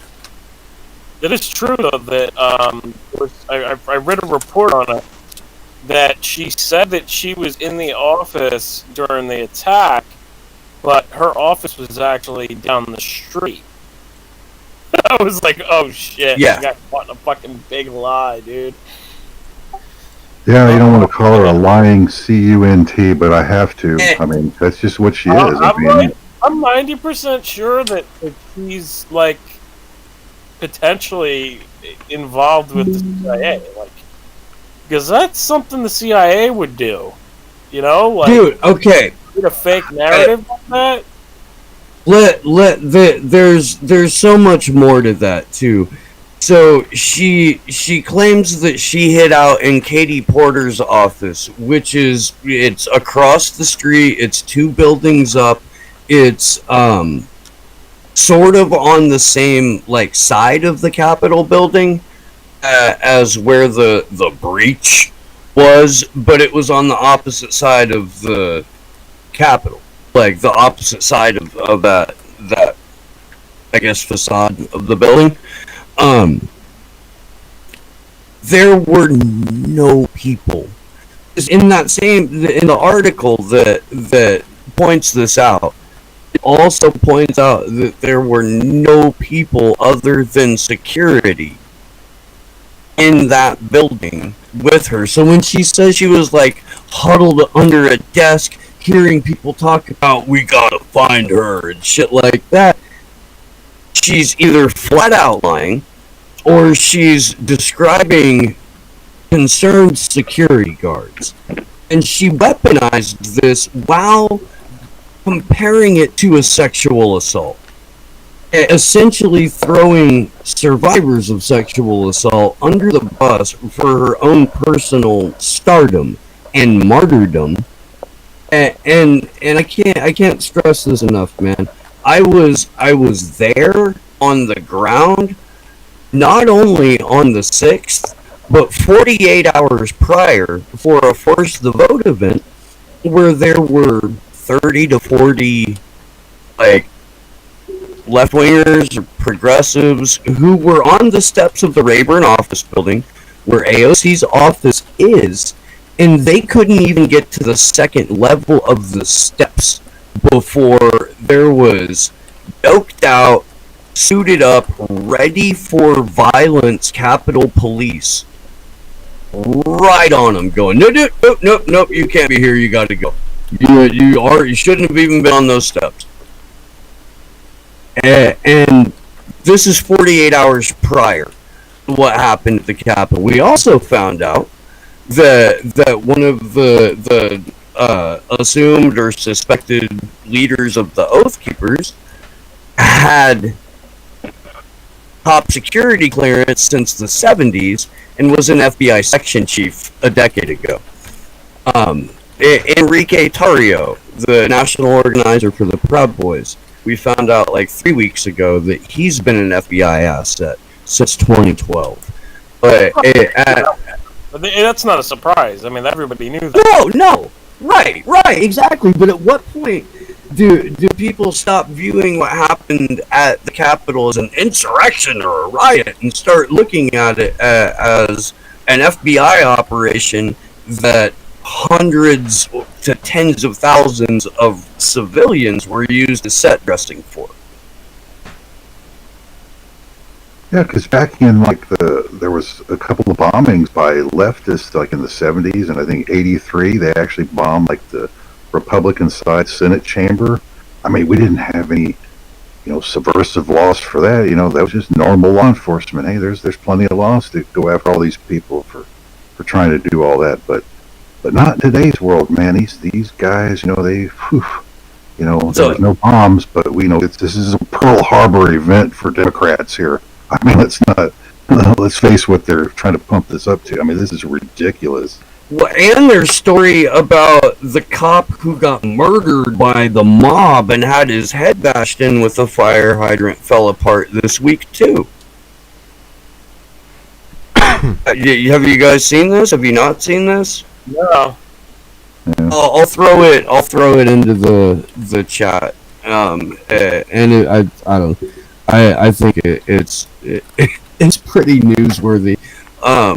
But just a day or two ago, that story started to fall apart because it came out that the people who had conducted, 2 doctors who had conducted the autopsy, knew weeks and weeks and weeks ago that this man's head was not in fact bashed in, that he died of a heart attack.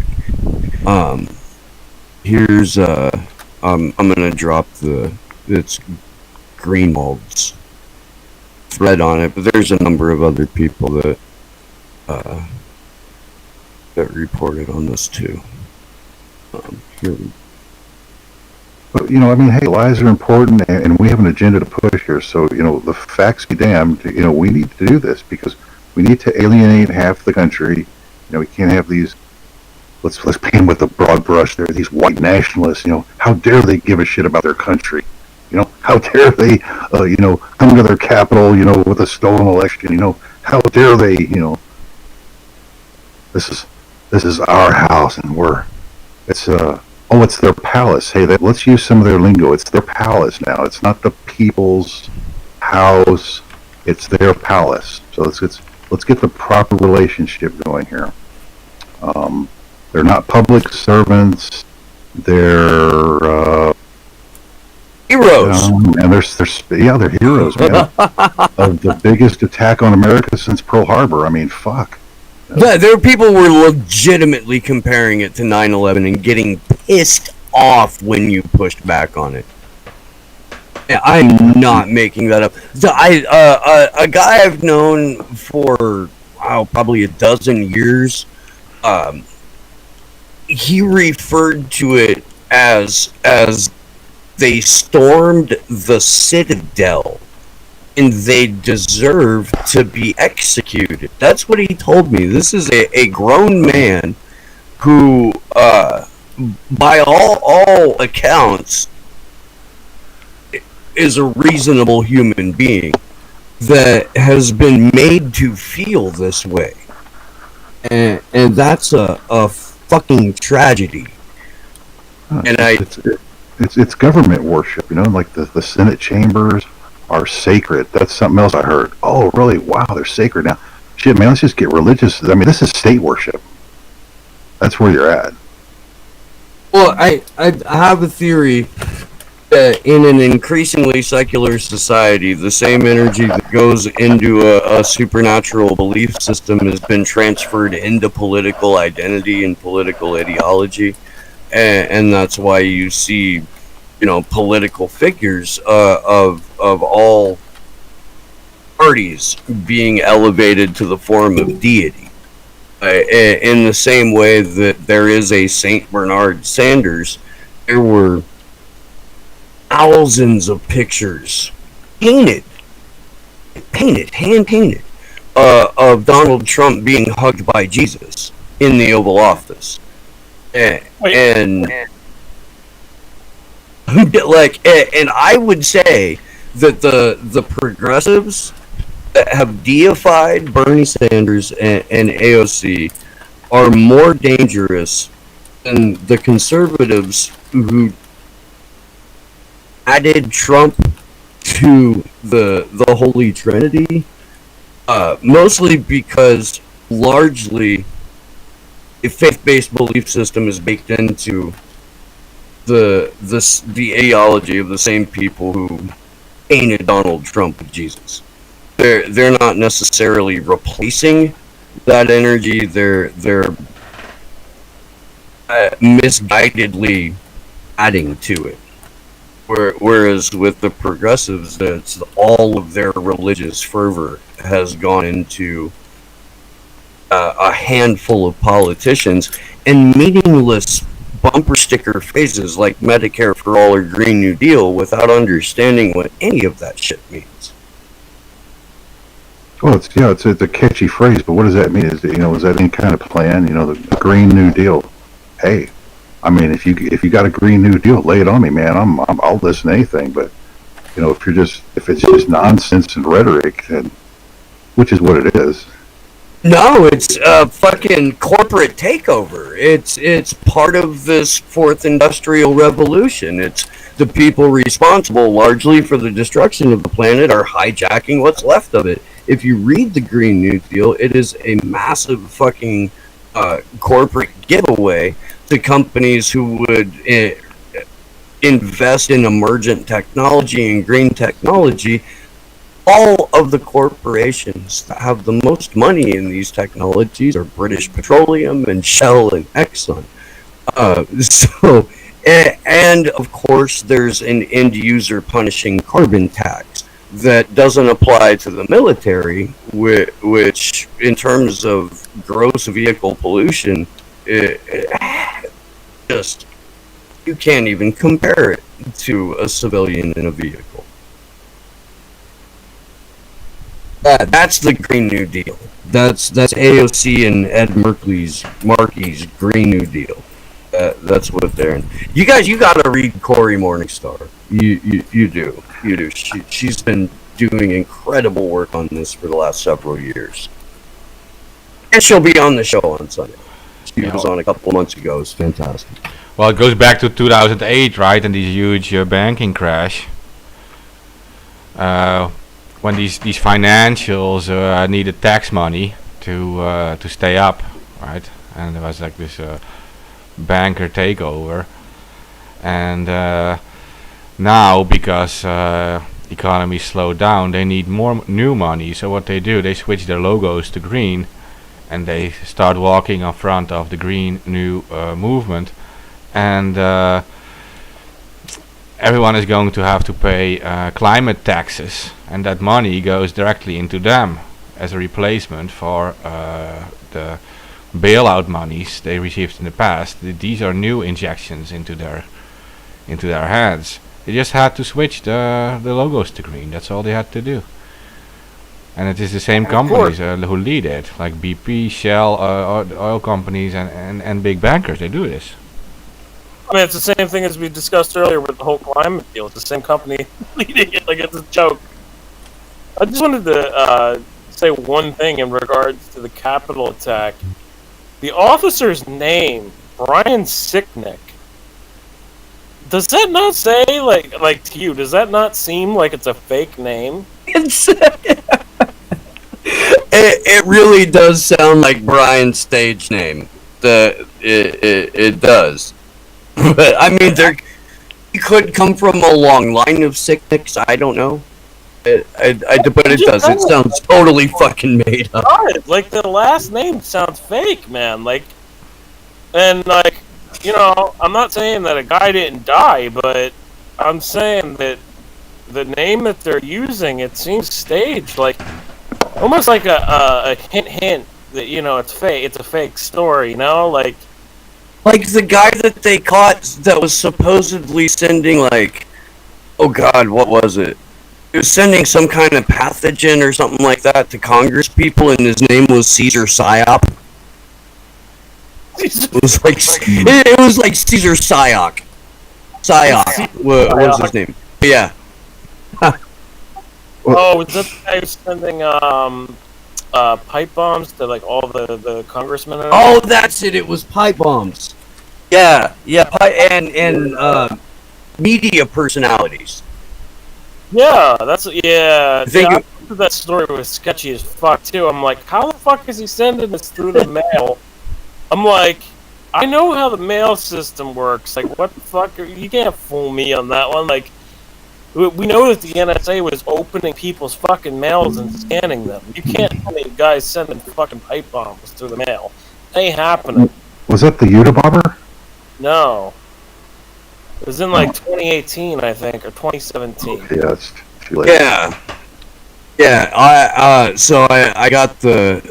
I got an article for it. I'll drop it in the chat. But yes, SAOC. Yeah. I'll put it. Now, if you want another clue to names and people is like the Las Vegas Massacre. The guy that's the alleged shooter, his last name is Paddock, which is if a paddock is a pen for animals. Very descriptive. Yeah, and people just sort of dropped the Vegas shooting. They were like, "Yeah, no, we'll talk about something else."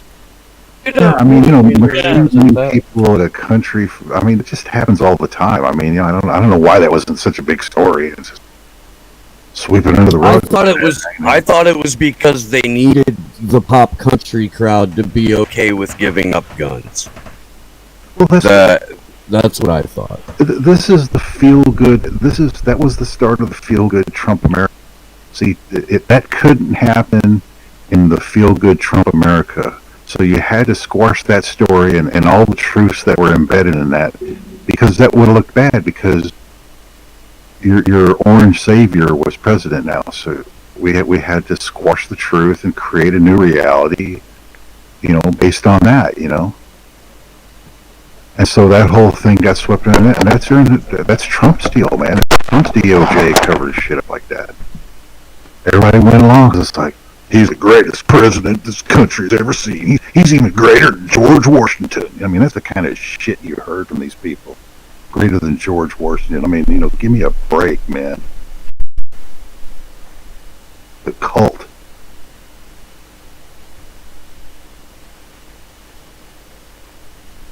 Yeah, it's.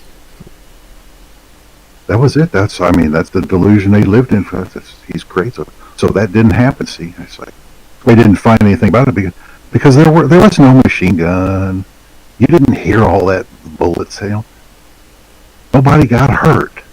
All right. Damn.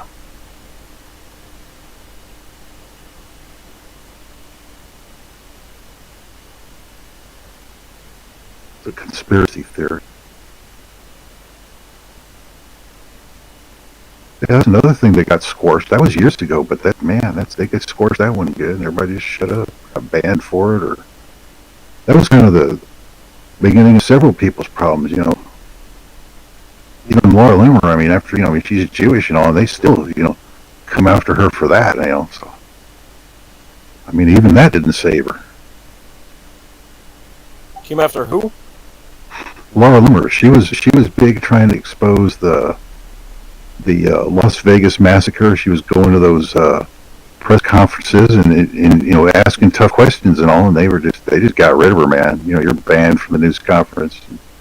That was her whole falling out with Twitter and the rest of it. Because we just don't expose truths in America, man. We can't have that. And they successfully were able to tie Laura Loomer to Alex Jones, and that's when he was getting all the heat for that school in Florida. I don't even know if we can say it. No, that's not in Florida. That's in Boston. Sorry, Sandy Hook. That's right. Oh, that's right. It was the one in the fucking new pillow company guy. That was Florida. David Hogg, right? Yeah. Or was that Hogg? New Yeah. company guy, yeah, him. That's actually, where I'm coming from. It's like, that's an example of how even a Zionist Jewish person can be shut down in America. Somehow all the things that seem to apply in every other case don't apply if you're a right-winger.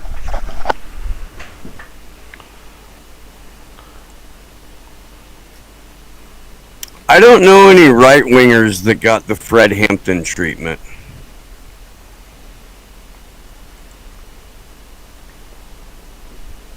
And who is that? Fred Hampton? He was an organizer in Black Panther. But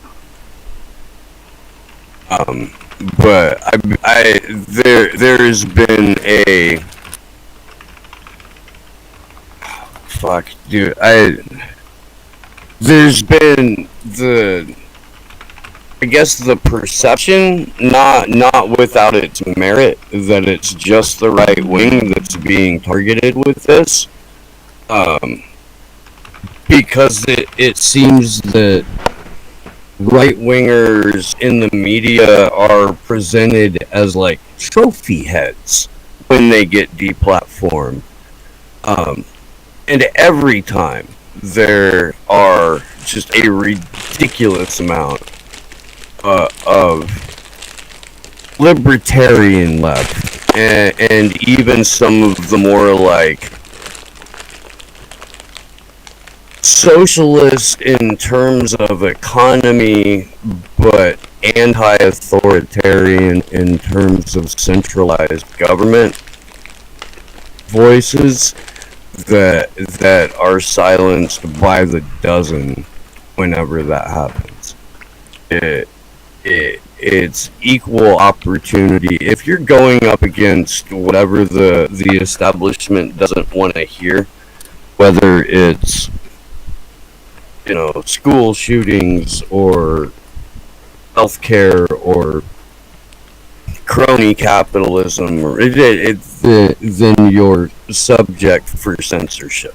But right-wing voices are presented as trophy heads, 100%.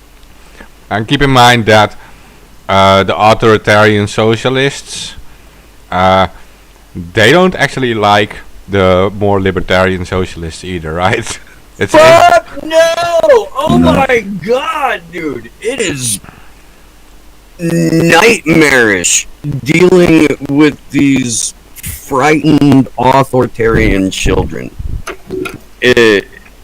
They're unwittingly the biggest roadblocks to progress that anyone has. To genuine progress.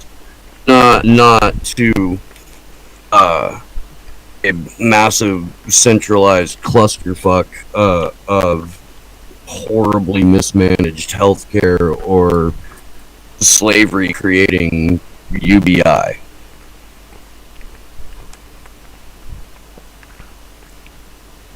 Yeah, because these are also economic differences, but like you can still like okay, so you can have like socialist economic thoughts like I feel fucked up about all these homeless like laying around here and the poor being always fucked over by the rich, and you can still be against like censorship and the silencing of free speech and all these things. Like that's the big thing, and like it seems like there's like these big front now. There's like the new left or something that promotes censorship, centralized government, and authoritarianism. But originally, like when I was a kid, I grew up in anarchist punk rock bands scene and stuff. It was a different story. I can tell you that. Right? Yeah. Oh yeah. No, that left, man. Like that went out the window. Holy fuck. Yeah.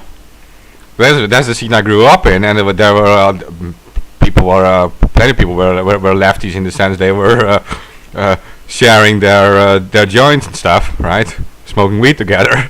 But everyone hated authority, I can tell you that. So yeah, that's the thing. And you had the Berkeley free speech movement in the past. Whatever happened to that? It incorporated and now owns giant chunks of real estate all over. Yeah. It turned into tech billionaires. The Berkeley thing is pretty interesting because it can open up a larger conversation about what the Tavistock Institute is and what the counterculture movement as a thing was, and whether or not that was a behavioral experiment. Oh, absolutely. But that's like an 8-hour conversation in and of itself. One more time, I'm sorry. I'm sorry, man, but if you bring up Tavistock, man, you can't just shut me up on that one. I mean, that was No, I'm down. I'm down. I had Jared Beck on a couple of weeks ago, and we went for a couple of hours on that rabbit hole. It's fascinating. I mean, you gotta realize all the different experiments that they were doing at that time, like, and they got caught doing experiments on kids as well, like at that time period. I mean, that whole thing was fucked up. It was, and continues to be. It is. It's a really fascinating rabbit hole. Yeah, and there's a bunch of really bad information out about Tavistock too. It's one of those tougher ones to navigate, which to me suggests that there may actually be a little bit more to it than, lunacy. Fucking wild though. What do you think about Fake Paul? Who? Paul McCartney. Paul Oh, McCartney. Have you not heard this? yeah. That's the The Billy Shires thing. Yeah, I saw that documentary a long fucking time ago that Paul McCartney got into a car accident and died, and they replaced him. I remember that. Yeah. 1966, and was replaced by Billy Shires. That's there's I guess there's a book out. There's a lot of information on that. It's written by Billy Shires. The book's written by Billy Shires. they never said who the person that they believe it was. But yeah, there's a lot of information. I don't know what the fuck I think of it, but I mean, is it possible? I guess. I mean, they were actively like doing a lot of MK Ultra stuff at that time, especially around Tavistock. Again, that whole era that was going on. I mean, that was like the prerequisite to MK Ultra, in my opinion, at least. I mean, it was a lot of shit that they were doing, and they also had a Tavistock like operation that was running in Texas as well, sometime in the 60s or 70s, I believe. So I mean, all throughout history, they've been doing these like human experiments on people. But a lot of the Tavistock stuff they were doing with kids is fucked up. And it is real. There's videos of it too. I don't know if you can find them a lot more now, but there's old documentaries that show the VHS tapes that came out of Tavistock. And it shows what they did, and it shows a lot of the fucked up experiments that they were doing, and they were using electrodes and shit, just like the CIA was in MK Ultra. Did you ever see that show Fringe? It was it was about I guess the FBI's like paranormal or quantum experiment division, but there was a lot of stuff in it that was breaking down MK Ultra and breaking down what Tavistock was, and it was about experimenting on kids to unlock psychic potential, unlock psychic abilities, and they were showing the experiments of what they did on kids, and it was shot like an old VHS tape. And it I mean, just the similarities to what they even straight up say, because the main character is a or was a Harvard chemist. And he talks about running MK Ultra at Harvard. His partner is played by Leonard Nimoy, and the firm is Massive Dynamic, but it's supposed to be like Boston Dynamic. And it is just fucking creepy the way that it rubs right up against so much of what actually happened back in that period. Yeah. Almost like a confession. Do you know what I mean? Yeah, confession with names changed and stuff like that. Yeah, I see what you're saying. But I mean, like, with Tavistock and everything, like, yeah, they were, essentially, supposedly trying to unlock kids with psychic abilities, but a lot of it was subliminal shit that they did to kids, and, like, yeah, there's a lot of fucked up things that they did, man, like, shocking them with electrodes is one thing.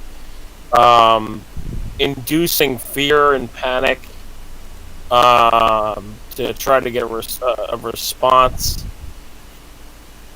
and to empty the brain to the point where somebody can easily be programmed in a panic state or a state of trauma. They believe that a human being could be programmed, which makes a little bit of sense if you think about it a little bit.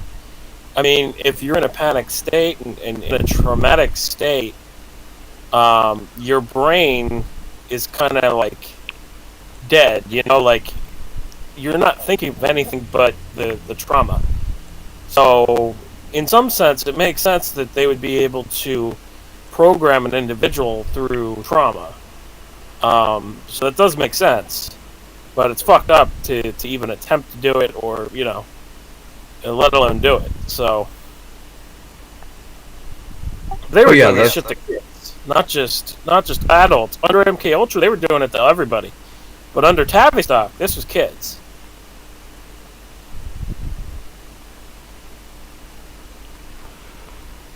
The Monarch program shit. Like, the CIA, they had a program, there's a Project Monarch? Yeah, it was Project Monarch. And, Project Monarch was under other umbrellas. It was under, I think it was MK Theta? I'm pretty sure. MK Theta. And under Project Monarch, they tried to do a number of different things. They tried to do Project Bluebird, which was where they tried to create an assassin that would forget information and just kill. Like, the CIA, man, like, crazy fucking ideas. The thing is, they had to have some type of fucking result to fund all this shit. Why would they keep on funding it? Like, they had to have some type of result. Yeah, I mean, this goes back to what we were talking about on a previous show with the voice of God stuff and the men who stare at goats and all of that. Like, you don't keep that running for nothing on a what if, or hey, Bill's having fun. I mean, we know now 100% that you can induce a voice in somebody's head using audiotronic technology. The Israelis just recently released it as a product. Now you can have this special speaker that only you can hear, and it's inside your head. We know that technology exists now. They're admitting it, but the military usage for that technology goes back fucking years. It goes back to Project Concussion with the Navy and the OSI. They did various different experiments on people trying to implant voices in people's heads. It goes back a long fucking time. And there's an Oh, amazing... Yeah, I just saw it. I have a buddy that made a few of those. I'll drop a couple of more into the chat. I enjoy them. They're fucking great. I have to steal that and share it. That's fucking... Oh yeah, yeah. Please do. That's what they're there for. That is so great. That's perfect. Okay, someone says the server suddenly became choppy.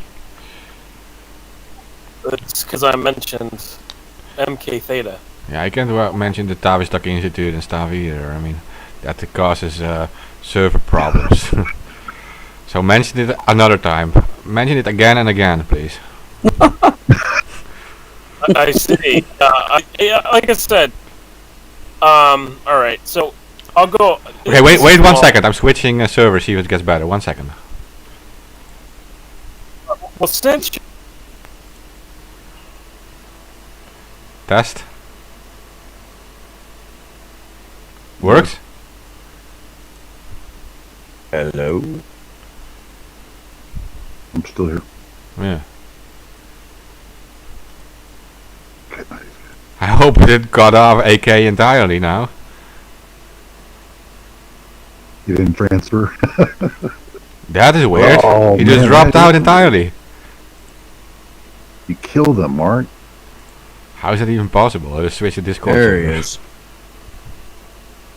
I There mean, he I'm is. frozen in time. I was seeing you guys talk, and my mic was frozen. I'm like, hey, can you hear me? No. Yep. Yeah. Anyway, so years ago, I was told about a guy told me about how all these Navy experiments. Guy in the military told me about all these Navy experiments years ago on mind control and everything, and also voiced skull tech and putting voices in people's heads and everything. And I was told the story of Leonard Killy, who I had no fucking idea. I didn't even know this story even existed. But apparently, you know, the infamous meme of wearing a tinfoil hat. Yeah. Yeah. It originates with Leonard Killy because he put a wastebasket on top of his head. He was a scientist, and the CIA experimented on him, and was putting voices in his head and all types of other fucked up shit. Real quick, let me just pull up this article that I wrote years ago on all this voice to skull technology and everything, and just wow people. Let me just tell you real quick that there is some evidence for the tinfoil stuff too, because you can create a Faraday cage using tinfoil. Right. Yeah. So that is scientific, and what they can say this is all bullshit, but you can actually create a Faraday cage, meaning no signals can come in and out. Sounds weird, but there is actually if it's yeah. It's true. It's true. It's true. Or you could get yourself like a copper hat. Yeah, you can. These are ways to make a Faraday cage, and that means that no signals can go in and out. So if you're actually scared of getting signals in your brain, and a tinfoil isn't even that bad of an idea. Yeah, okay, so I just want to start off with this real quick. In Operation Desert Storm, they actually used the voice to skull technology, and it was reported by a news briefing where it detailed how American troops would take over the Iraqis' FM stations and broadcast a silent signal underneath the audible programming. And they would basically use the clandestine station programming and use it for patriotic and religious music to intentionally and vaguely confuse the enemy. This is a Desert Storm. This is in the 1991. So they were doing this, broadcasting silent subliminals at that time, and years later, under the George Bush administration, they proposed to use the same technology, but at a broader range, where they would be able to broadcast the voice of Allah across Afghanistan to all the Muslims in the country. And in addition to that, to broadcast a hologram image of what Allah would be depicted to look like, to try to take control of the Arab nations. And this is all like mainstream news type of stuff. I mean, this isn't me just making shit up. This is from the Washington Post. They wrote about another story in regards to this, where they talked about the Gulf War hologram story, and said that the military wanted a holographic projector that was described in an Air Force classified document to project information power from space for special operation and deception missions. So yeah, like they've been like researching this stuff for a long fucking time, and here's some of the stuff that I didn't know, and I was like really shocked about.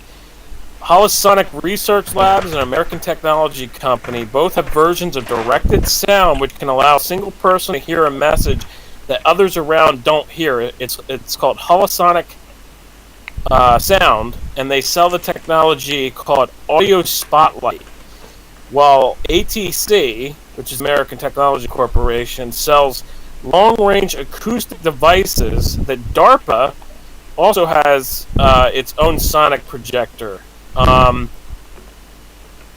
it's very interesting that they wanted a weapon called the Voice of God weapon that was basically an LRAD cannon amplified, so it would be able to be heard across the country.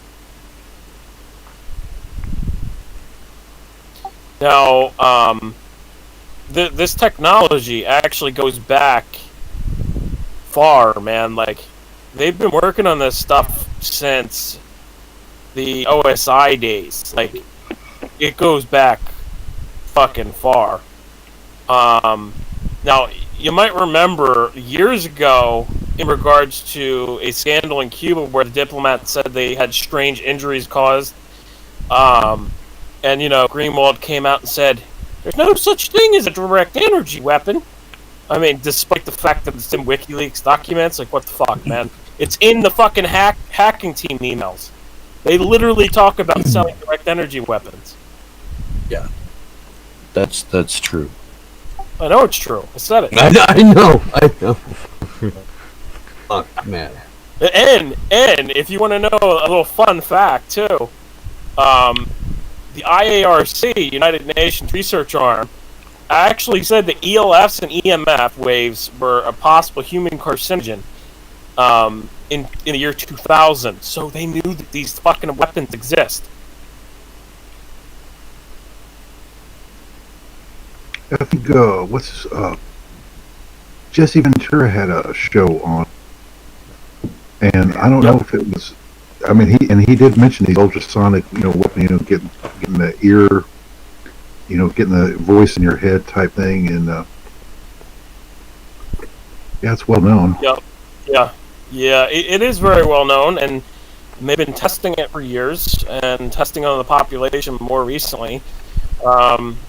There's a lot of people who report hearing voices inside their head that are their own voice, which is fucking weird, and it's not at all symbolized with schizophrenia. Now, there was man, I don't know the name of the operation, but they converted old civil defense radio towers after they were decommissioned into these ELF transmitters. Right. Yeah, and that's still going on, but Yeah. I mean, here's the thing. This technology goes back fucking years ago. So, you know the whole thing about MK Ultra's Project Bluebird and the Assassins, right? What if I told you that in the JFK documents that were recently released under Trump, it talks about direct energy weapons?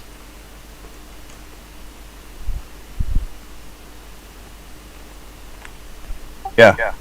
I'm trying to pull it up and find it. Hold on. yeah, I guess the now that, I mean, there's always been, like, say you're a worker on a radar installation and you stand in front of a radar dish. You are going to radiate yourself and kill yourself with that kind of power. I mean, pretty much any frequency you use at a high enough power will kill you. So, I mean, that's kind of a physical known. Now, how small can you package that and focus and all that, to make, like a man-sized tool of some type, electronic tool is another matter, but Yeah. Okay. I found the document here. So many think that this is suggesting, with the CIA's documents, with Project Bluebird, that they're suggesting using drugs, such as the South American scopolamines plant. Right. These documents from the JFK file suggest that was actually an electromagnetic weapon. To accomplish that goal. And I'm going to read this for you, and I'm going to blow your fucking mind. Okay, so this is from a JFK document. This is a very complex question, which we have divided into 3 parts. One summary paper covers our involvement in research and techniques for influencing human behavior, and our methods of projecting agency personnel against protecting agency personnel against hostile use of drugs or brain working techniques. This paper will be available shortly in a separate folder. Another paper will cover the development and testing of intelligence-related equipment and related research activities, including the testing of equipment to intercept conversations or electronic signals and the testing of overhead reconnaissance systems. A third paper will cover the testing of equipment measuring psychological responses in human subjects. These last 2 papers will be submitted as soon as possible. And it's absolutely insane. They're talking about electromagnetic weaponry in that paper.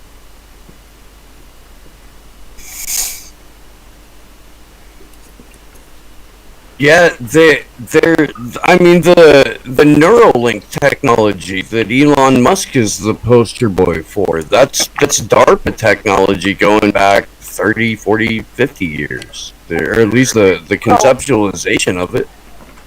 Yeah. Well, I'm about to actually get to that, so it's great that you brought it up. In the mid-1950s, physiologist Carl Wilhelm Sem Jacobson built his own EEG lab at Gaustad Psychiatric Hospital in Norway, with copious funding from the Rockefeller, Ford, and other charitable foundations. This is information that I had no fucking idea. This is from a source. He soon took on multiple U.S. government contracts from the Air Force, the Navy, and NASA for research using electrodes implanted in the brain of psych patients to carry out what many have said was unethical research. I've never heard of this guy before in my life. Have you? No, what was the name again? Carl Wilhelm Sem Jacobson. no. I've never heard of this guy ever, and I was sent there in the article. You can read it. There's videos of the guy speaking. Hold on.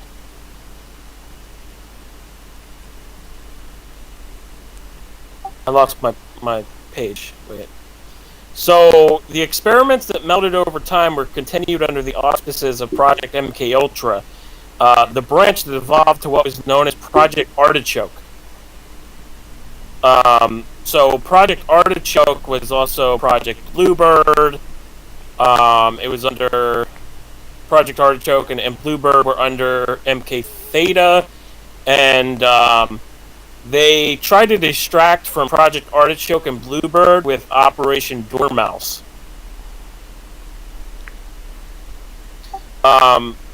So this is another thing. Besides Wilhelm and his experiments, the government itself performed various unethical experiments on thousands of Americans for decades on record, exposed by the Church Committee. But before MKUltra in 1947, the Navy and OSI conducted the first known post-war mind control program. It was called Project Shatter, which continued the drug experiments of the Nazis. Project Shatter was a highly classified Navy program to search for a truth drug that would get its victims to speak fast. They tested all types of drugs, including barbiturates, amphetamines, and heroin. The studies involved mind control experiments by hypnosis and narco hypnosis. In 1953, Project Shatter was ended and abandoned by the Navy for other projects like the Navy's Project Concussion, which was a sub-project 54 under MKUltra. Okay, so that was MKUltra at the time too. Yeah, I see. Like, I don't know all this information by heart because it's from a source, so I had no idea. So essentially, Project Concussion was actually under MKUltra, and it was a sub-project 54. I had no idea. I didn't remember that. Let's see what else I got here. Scientists focused on testing ultrasound signals to create amnesia, and in the documents, the Navy sought to create sub-auroral frequency blasts, which means below the ear, essentially.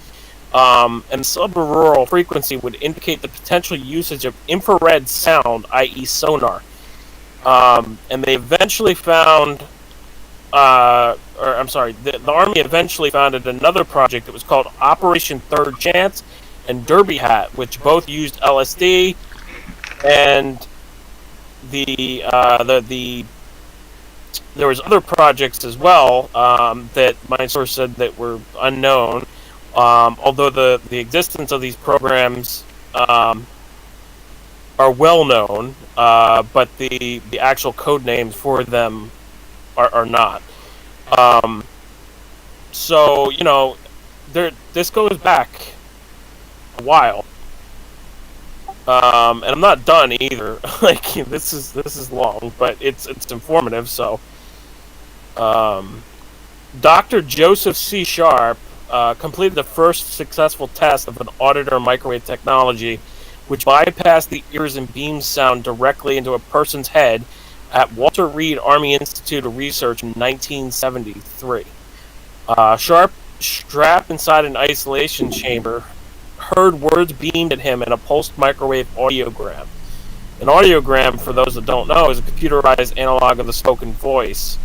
And ARPA at the time, which is now DARPA, Robert O. Becker foresaw obvious applications in covert operations using this technology. And this is from 1973. So, you know, it shows the progress of this technology. And Becker imagined barrages of voices driving an enemy insane, and using this technology for post-hypnotic suggestion, radioed to programmed assassins, directing the test subject to kill its target. And according to Naval Captain Paul Tyler in a 1976 essay, which is linked also, the electromagnetic spectrum in low-intensity conflict, a speed-of-light weapons effect, could be achieved with the passage of approximately 100 millipares? I don't even know what that word is. That's a quote. Directed frequency through the myocardium, leading to cardiac standstill and death. Again, this is in 1976 that they had this technology. 1 year prior, in 1975, a neuropsychologist, Don R. Austin, the director of Laboratories of Experimental Neuropsychology at Veterans Administration's Hospital in Kansas City, unwittingly leaked national security information when he published an article in American Psychologist on the influence of microwaves on living creatures' behavior. In the article, he quoted the results of an experiment described to him by his colleague, Joseph C. Sharp, who was working on Project Pandora. And this is a highly classified program that usually is not known by a lot of people. It's actually also a joke online. So they usually try to use jokes for some of these real secret programs. Where the hell was I? Project Pandora. And he said that by radiating themselves with these voice-modulated microwaves, Sharp and Grove were readily able to hear, identify, and distinguish among the 9 words that were beamed into their heads. The sounds heard were not unlike those emitted by persons with artificial larynxes. Now this goes into Project Pandora. This is a CIA codename project. This is the deep shit that essentially can get somebody killed talking about. Dr. Milton Zarrett, a leading microwave scientist, was later recruited by a scientist that was working on Project Pandora for the study of radio frequency directed brain responses. He stated, "The CIA inquired whether I thought electromagnetic radiation beamed at the brain from a distance could affect the way a person might act, and if microwaves could be used to facilitate brainwashing or break down prisoners under investigation."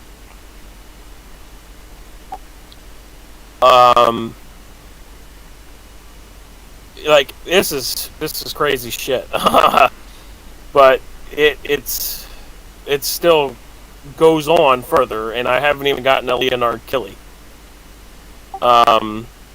Previous research in electromagnetic weapons has shown that low-frequency waves or beams can affect the brain cells, alter psychological states, and make it possible to transmit commands directly into someone's thought process, making them think it's their own thoughts. In fact, there's even a patent that suggests doing just that.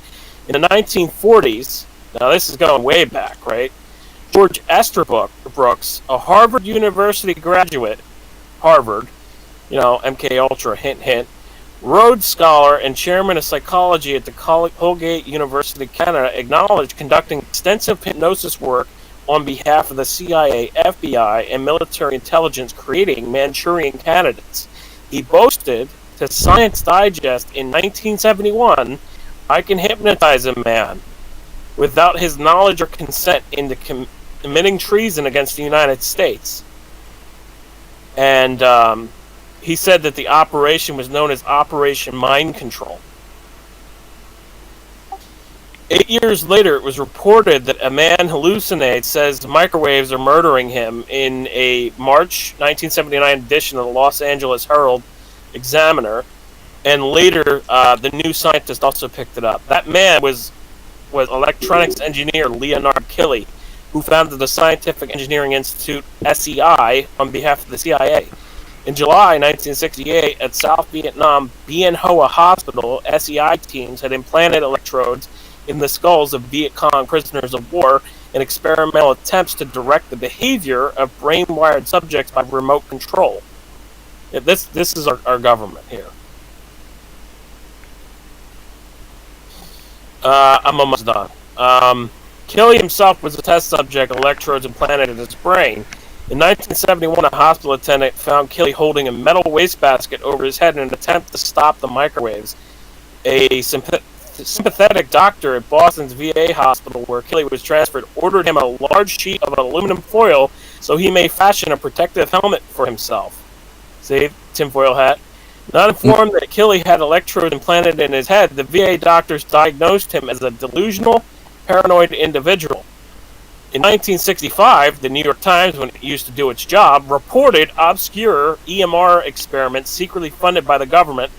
The front page headline, "Mind Control Coming, Scientist Warns." University of California psychology professor Dr. David Kreck is quoted warning EMR research may carry with it even more serious implications than the achievements of the atomic physicist. Earlier, in 1963, CIA issued manual on the study of radiohypnotic intracerebral control, or RHIC, explained when a part of your brain receives a tiny electrical pulse from outside sources such as vision, hearing, etc., an emotion is produced, anger, at the sight of a gang of boys beating an old woman, for example. The same emotions of anger can be created by artificial radio signals sent to your brain by a controller. You could instantly feel the same while hot anger without any apparent reason. So what they were doing is they were using the electrode to trigger certain nerves in the brain to cause certain emotions in somebody. And in most cases, they were doing trauma.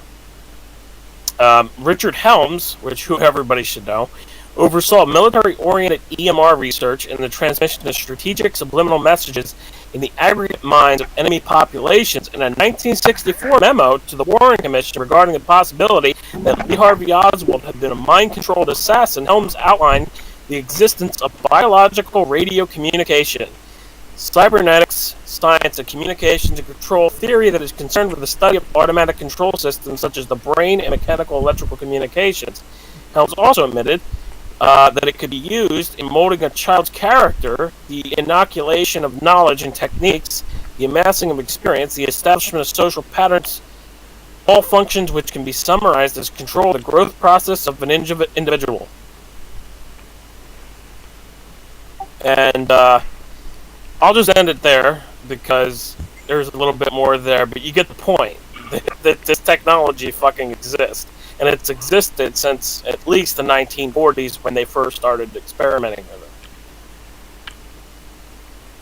it. Yeah, Grandpa used to just kick the kids in the ass if he wanted to send a message. I mean, you really come a long way. Yeah. Well, I mean, that's from the 1940s, so Grandpa just didn't know how to do mind control. He just didn't know how powerful that boot was.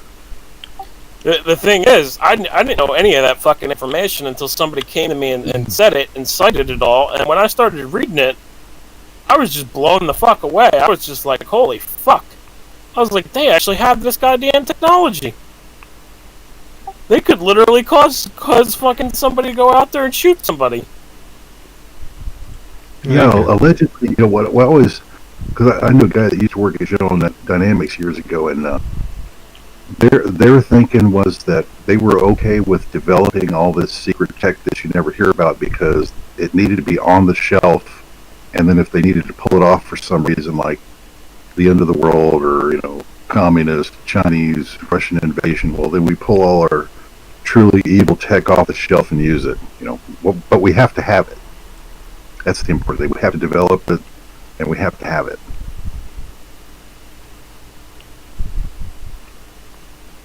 So it's all been done.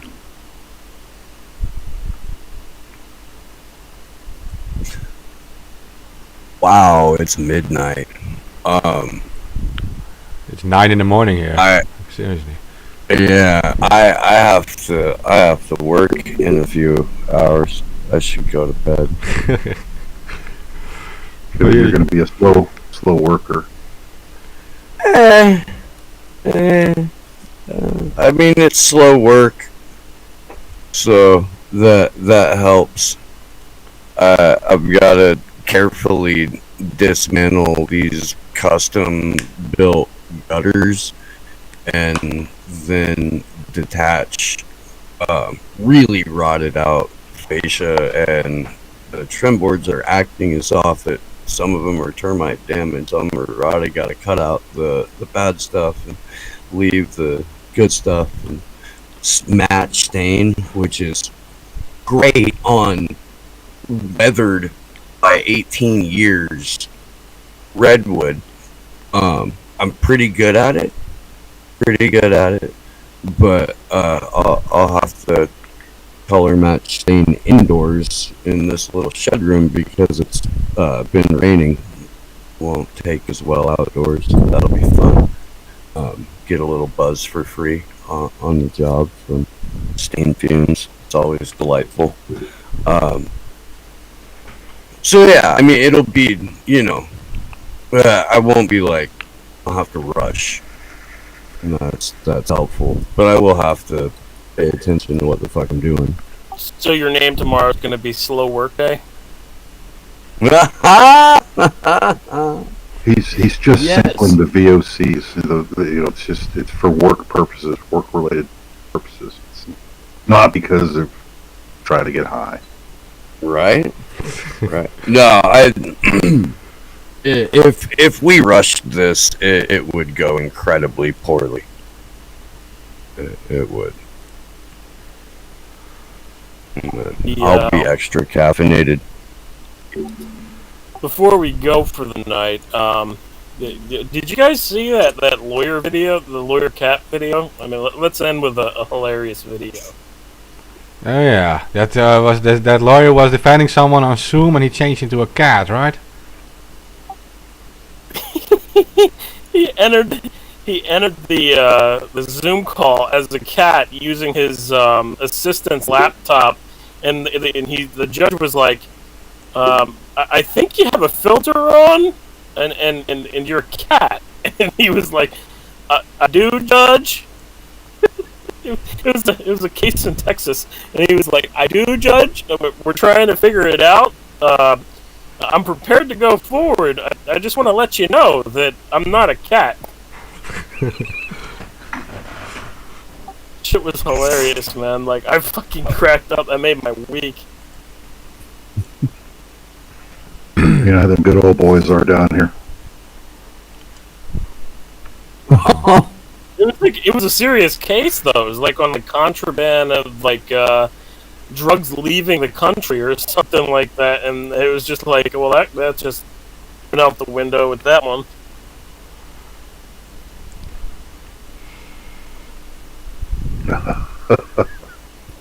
Did you look it up? Yeah, I dropped it in the chat. There it is.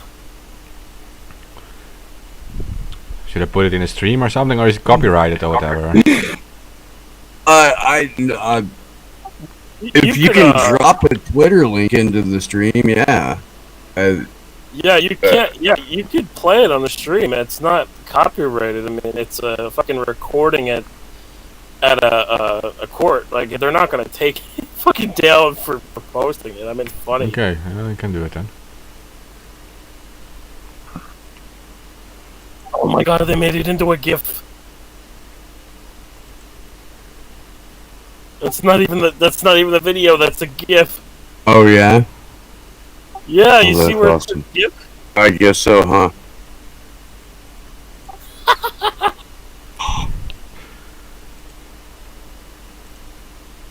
It's just the guy, the lawyer's reaction as a cat. His eyes, like, oh my god, dude, it made the fucking video.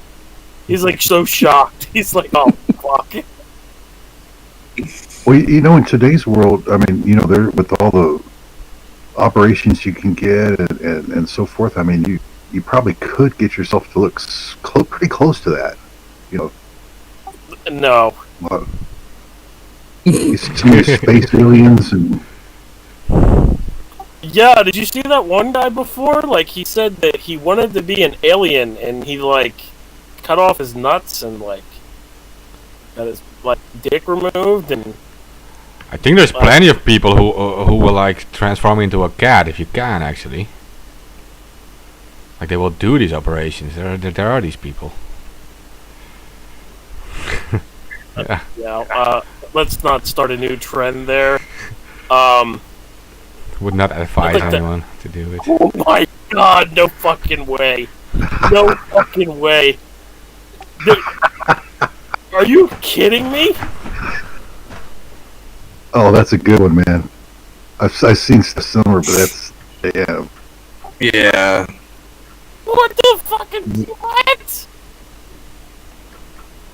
What the fuck? Oh yeah, that's Dude, It's the future of genetic engineering. there were a whole bunch of people in Austin back in the day that used to be a part of like the Jim Rose circus. That's a 1:35 video, but I think it's the CNN report on it. But it's got some live video of it. But the Enigma, the guy that is head to toe puzzle pieces tattooed, and has the like eyebrow extensions that kind of, I don't know, iguana out a little bit. Yeah, there was a whole, I don't know, kind of like.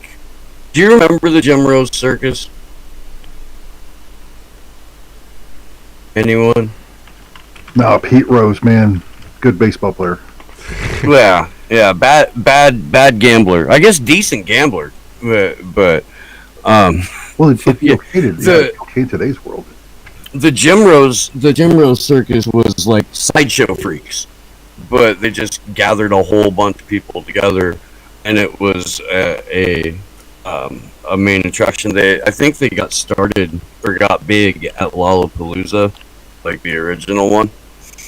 At any rate, that whole crew was all like stationed in Texas and based out of Austin. And that particular creature, the cat dude, I don't know if he lived in Austin or if he would come through a lot. I don't know. It just reminds me of Trevor Moore's song "Bullies" and talking about a girl who thinks that she's a wolf,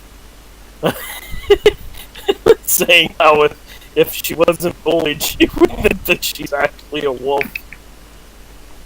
There are these people. I know. I'm aware. I like to think that they don't exist. But yeah, it's fucking weird, man. I want to be an alien, so I'm just gonna cut off my ears and my testicles and my fucking dick and you know, and everything else. Bro, if you cut off your ears and your dick, you're not an alien. Yet. You tell that to goddamn the person who did it, not me. That's his 56 gender choice, Mark. I mean, come on, man. Uh-oh. No, seriously, no, yeah, it was crazy. I saw that article, I was like, what the fuck, why? That hurt me. What amazes me is that people will recognize 50, 60, 70 genders, but they only think that there's like 2 political parties, maybe 3. And that's all they're willing to accept politically. It's just that. It's an incredible logical twist to me. I don't know. Oh, no, that's Fascinating. great. Yeah, that's great. Next time somebody says there's 50, 60 genders, I'm going to say, how many political parties are there? Well, in America. How many are there, Then you actually? can be like, why are you so binary?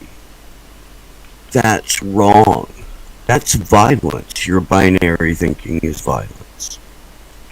It's all about science. Yeah, it's all about science until it's talking about DNA and XY and all that. You know, then it's political science.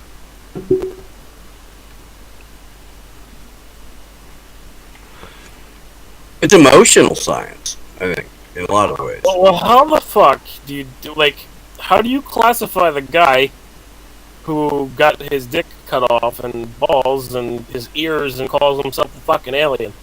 How do you classify that in science? Well, let's see.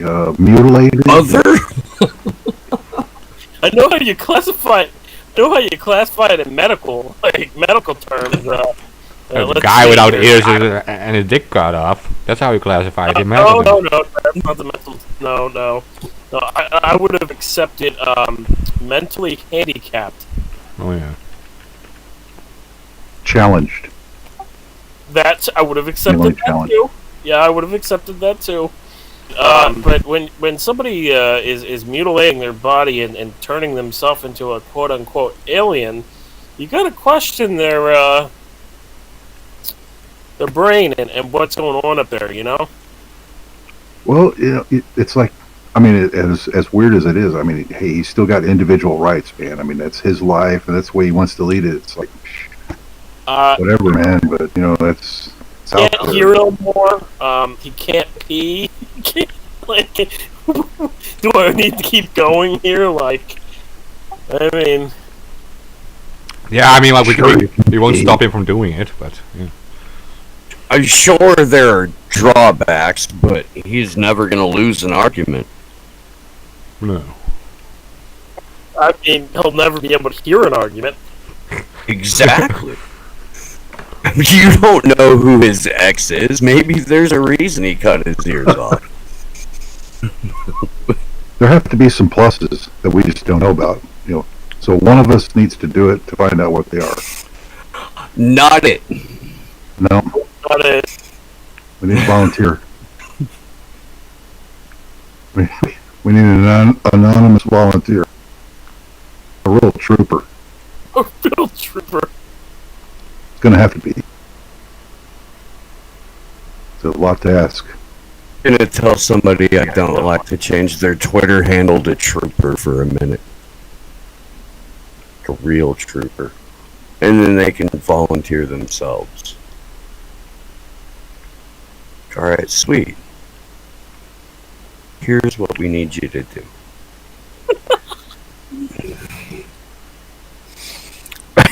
We need you to stain some redwood, slap it up the gutter. Hey, isn't chopping down redwood illegal in California? No, but also yes. It, Oh, well, it depends. It depends on a lot of different things. Depends on whether you You get caught or can- not. You can cut some. You can't clear cut your property. You are encouraged to just like top them or limb them. You can't cut more than like a half dozen if it's just for a little bit better view. Alright, I got a There's a hypothetical. Alright, so here's my hypothetical, right?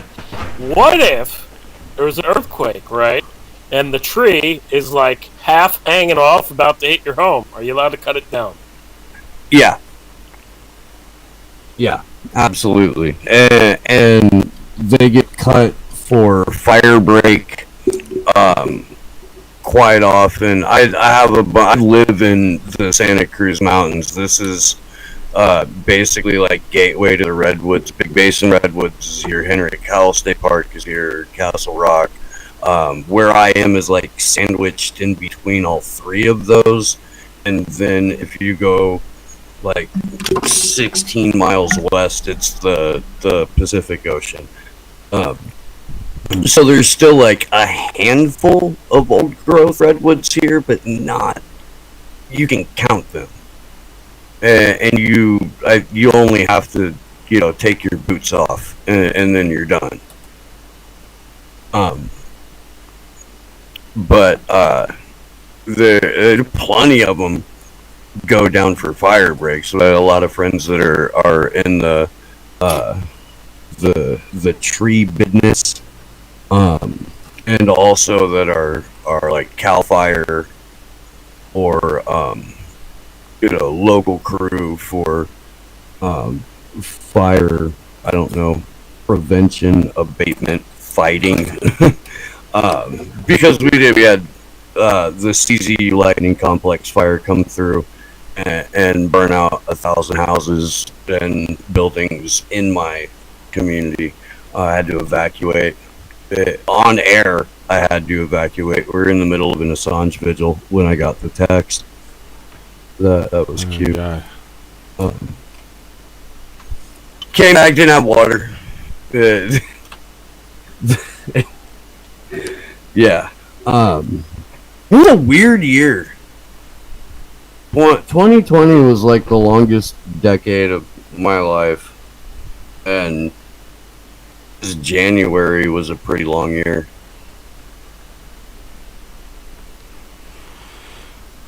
Well, 2020 was one of the weirdest years ever, definitely. Jesus Christ. Yeah. Doesn't even make sense, all the stuff that happened in 2020. It's like more than all the years of the new millennium together. That's true. Like 9/11 was a shock for me. Not that it actually happened, but with all the stuff that happened after that. But for the rest, this the weirdest year ever. I mean, it did definitely happen. It's just No, I mean How- I know it happened, but I mean like that was not really a shock to me. That's the kind of the stuff that happened. gotcha. Okay, I got what you're saying. I mean, yeah. I no. just had I had Richard Gage from Architects and Engineers for 9/11 Truth on the show like a month ago, and that was a great talk. The Architects and Engineers put out a documentary called Seven in like December of last year about Building 7, debunking the NIST report, and it's a good way to like walk somebody into a larger conversation about that day, because with Building 7, there's no trying to defend that NIST report.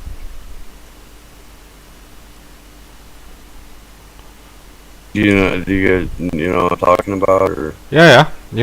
But this Okay. had been like a legal battle for a while already, because the engineers have been like pushing, and it's now finally there is something happening in that sense. But this is like, what is it, like 2 decades later now? Because yeah, and the NIST report came out in I think 2007 or 2008, so it was immediately or shortly after that the A&E 9/11 formed, and then they started bringing petitions and trying to get legislation introduced, and the petition's still out. You can still sign it if you are an architect or engineer. But they've got movement now where they didn't have it in the University of Fairbanks, or University of Alaska Fairbanks, did a 4-year study with like one of the world's most renowned engineers who's not in any way, shape, or form like 9/11 person, or like had thoughts or comments outside of any observation that a random person would have had on that day. So when that study was concluded and irrefutably debunked the NIST report, that sparked a whole new round of like hopefully potential investigations and hearings. yeah, well, I mean the group is only getting larger, right? The group of architects and engineers. It must be like what was it, like 3,000? Yeah, there's over 3,000 now. What's shameful is that hardly anyone in even independent media will talk about it, and certainly like hardly at all in left spaces anymore. You never see any of like independent media's cool kids table talk about 9/11. That's a shame, because I don't think we can understand what's happening with the Rona without understanding 9/11 in a realistic context. I agree. That's true. 'Cause that is why. Well, Well, I mean, it's relevant because Joe Biden wrote the fucking Patriot Act. And he's president now. yes. Yeah, that's true. But also, you saw like the first real signs about how the media was like mass manipulating everyone, like in all our faces. Oh yeah. My favorite was the filming of World Trade Center 7 collapsing, and then telling us that didn't fucking happen. Yeah, it did happen. It happened. Oh, you saw that BBC lady, and the building was still standing behind her. Right. Yes. That Yeah. was the guy who made the ripple effect. Yeah, an hour wasn't it? before. Or was it something different. Yeah, I know. She was already reporting. It was like literally, it was like below her, you saw her talking, and below her you saw this message like World Trade Center 7 also collapsed, whatever. But it was still standing behind her. It was like, yeah. Yeah, it's still standing behind her, and then a few seconds later it falls. Like, what the fuck? Well, that's just, I mean, that's ESP on, that's next level journalism there, man. I mean, when you're reporting on it before it happens. There were news outlets that were reporting on it at like noon that day, and it didn't fall until 5:17 in the afternoon. Yeah, you could just see that they were reading like a pre-written script, right? It was just Somebody a script. fucked up. That's all I got to say. Someone fucked up. They didn't pull the building early enough. There's eyewitness testimony of people hearing explosions. There's more video out now of on-the-ground reporters interviewing people and saying they heard explosion. The reporter herself, like, The firemen themselves, when they left the building, yeah, they said that they heard explosions from the top. And I mean, here's the thing: like, if jet fuel exploded, you would hear that too, but they said that it sounded like a controlled demolition inside when they came out of the building. They said it sounded like a controlled demolition because they said it went boom, boom, boom, boom. You know, like that's a controlled demolition in that type of scenario where you're going to hear multiple boom sounds as opposed to just one explosion. You know.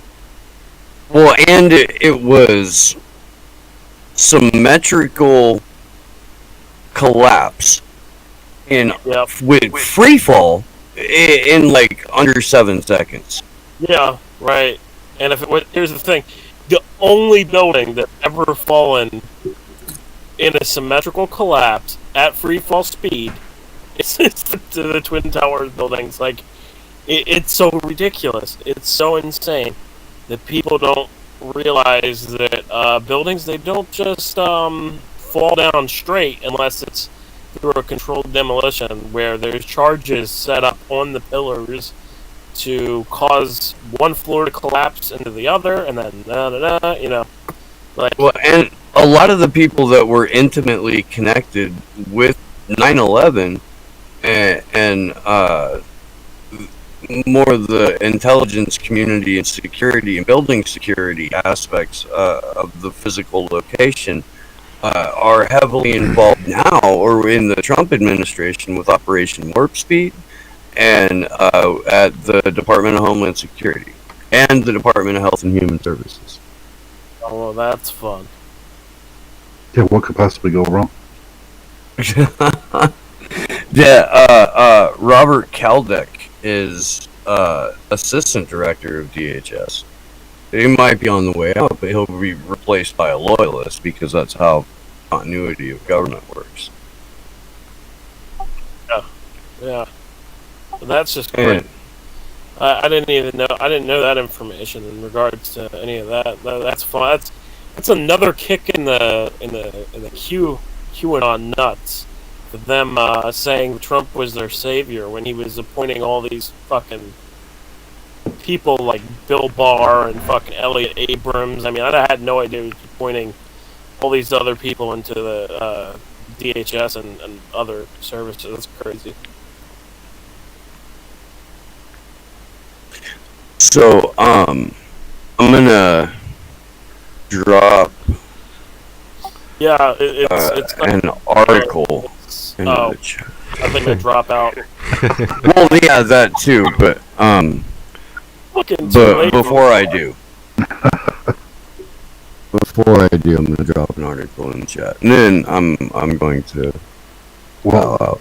Look, 9/11 is proof of the power of Islamic martyrs and Allah.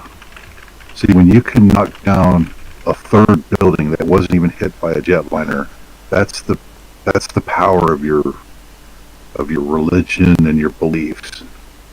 I mean, we should all just be praying, Allah Akbar, man. I mean, come on, who can deny it?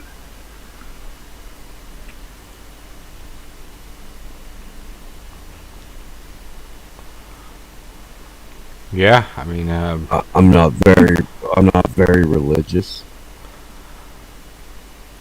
well, bombing buildings while you're on a kidney dialysis. I mean, it's pretty epic, right? Oh yeah, that's like that's like skills. Pretty much what he did, right? I mean, he took credits immediately, and his family was moved out of the U.S. and while he was still on kidney dialysis. While there was a nationwide stand down for aircraft, they flew out. Yeah. He's like the one of the richest families in Saudi Arabia, I think. I think there's literally like a Bin Laden bank there. I saw these buildings. Yeah, construction company. Well, they built that whole base. That's how he knew it so well. It's like the Bin Laden construction company was actually doing the construction in Afghanistan Mm, for the military. that makes sense. Isn't it insane that they just do this in like plain sight for everyone to see, and no one is stopping them? Isn't that why they're doing all this this surveillance stuff too? Because they know no one is going to stop them anyway. They just do it in front of us now, right?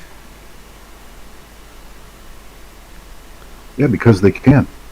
They have found out that they can get away with it, and they can create an illusion, not a very good one sometimes either, in front of your face and hand it off to you, to the media people, and shovel it in your face, and you will accept the gaslighting. I mean, that's how pathetic Americans are. They don't know enough to question anything, and W said it was true, so shit, that was good enough. I mean, this is war, It is actually a war, because look at what they're doing to like Assange, right? Who is to me is the canary in the canary in the coal mine, right? I mean, they do it in front of you. They keep an innocent journalist locked up in front of you. Like, the point they can do that, it is pretty much over. It's game over. He has to be taken out. Like a population that was awake would drag him out of there right now. It's not like a fortress. You have a. Not saying we should do that, by the way, because we can't advocate for that. But I'm saying like an awake population would do that. They would. I mean, this is what happens if you have innocent people being locked up now for journalism. You have to take action because the judge, like the law represents the will of the people, right? It is a people's law, and if you can't just do it like that, you can't. And that's the same as with Iraq and Afghanistan. You see these people getting murdered, innocent civilians, and yeah. When you don't take action as a population, like, okay, so. It's okay, this is not really a secret, but I studied law, right? And one thing someone who I look up to said to me once was, it doesn't matter if you have the law on your side. It doesn't mean you will actually get it too. You have to fight for it too.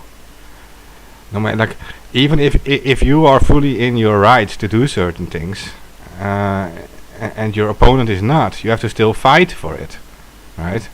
Otherwise you will never get it. You have to make your case, you have to make your pleas, right?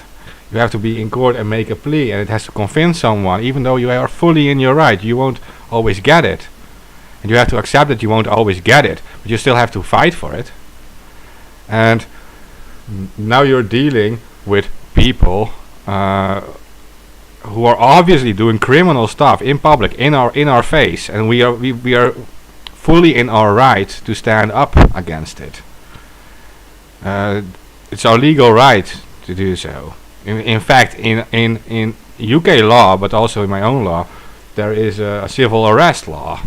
Like, you can arrest someone if that person is committing a crime in front of you. It doesn't have to be the police who arrests a person. You can do it yourself. Meaning, if you commit a crime, in this case, like the crime of torture against an innocent journalist, that which is illegal in all the European laws, at least, and the UK signed that too. They are committing a crime. They're committing a criminal act, and you have the right, in fact, to arrest the people who are complicit in this, who are conspiring in this. That's your legal right, and you can't just like put them in a cell block yourself. No, you can arrest the guards of Belmarsh, people who are involved, who are in this conspiracy, and you can arrest all of them and you deliver them to a local police station. Simple. That's what you can do. Now, it's not going to do anything, but it is a symbolic action, and such things deliver a wake-up call, and that's what people need, I think. Well, you just convinced me that we should call for it then, Mark. Damn it. I mean, you know, if that's our right, then... It is a legal right. Like, it doesn't matter if they're officials or whatever. It doesn't even matter. It doesn't matter if they're politicians. No. It doesn't matter if they're even royals. It doesn't matter. They're committing a crime. You can take action against it. So let's wake up the population and let's get this done. I mean, it sounds legitimate to me. It is legitimate in law, but the thing is, like, yeah, but I'm okay with it. Yeah, but one problem, especially in Europe, and that is that the monopoly or the control over weapons, that is with the people who are in power, right? The governments have the you have monopoly on examples of that. Well, just like our U.S. Capitol. I mean, in was it Romania and Ceausescu? I mean, there are examples of people who aren't carrying weapons that can, you know, if you got enough numbers, you can do it. And I've argued that for a long time. I mean, you have to be dedicated, but I mean, they can't shoot all of you. Yeah, no, and you don't even have to kill them. You can just arrest them, and they will have to voluntarily give up their weapons, give up their things, right? That's what they have to do. Yeah, and all these guards. I mean, I think you can convince them. I mean, if it's like 50 or 100 guys against 100,000, I mean, I'm pretty sure they're going to go along with you at some point. They're not going to want to die, and they're going to realize what shitbags these politicians are anyway. They really don't want to even defend them, because how do you defend these scumbags? I mean, come on, with a straight face. You can't, but I'm not sure how the U.S. is with their civil arrest law, if it exists there, but if it does, I mean, like... Yeah, it's like all U.S. rights. The moment you try to exercise them, you're usually in trouble in some way. That's how the U.S. works. You have them, but don't push them too far. You know, there's civil arrest or, you know, citizen's arrest, so forth, and you know, there's instructions even in the Constitution for what happens to scumbag politicians who, you know, are accused and convicted of crimes, high crimes and misdemeanors. You know, I mean, it's okay to do. You know, that's what they did way back when, to straighten up your government. That's what we're supposed to do. You know, we've been taught that you can't do that, though. But that's wrong, and you're just supposed to let shitbags run loose. That's your second choice if you don't want to do the first one. Yeah. Okay. Well, we have two chapters in our law, and you have Article 53, and that is if you catch someone red-handed, every civilian is allowed to arrest that person if you catch someone red-handed. And Article 128, it says, like, if you discover afterwards, you're allowed to do it too.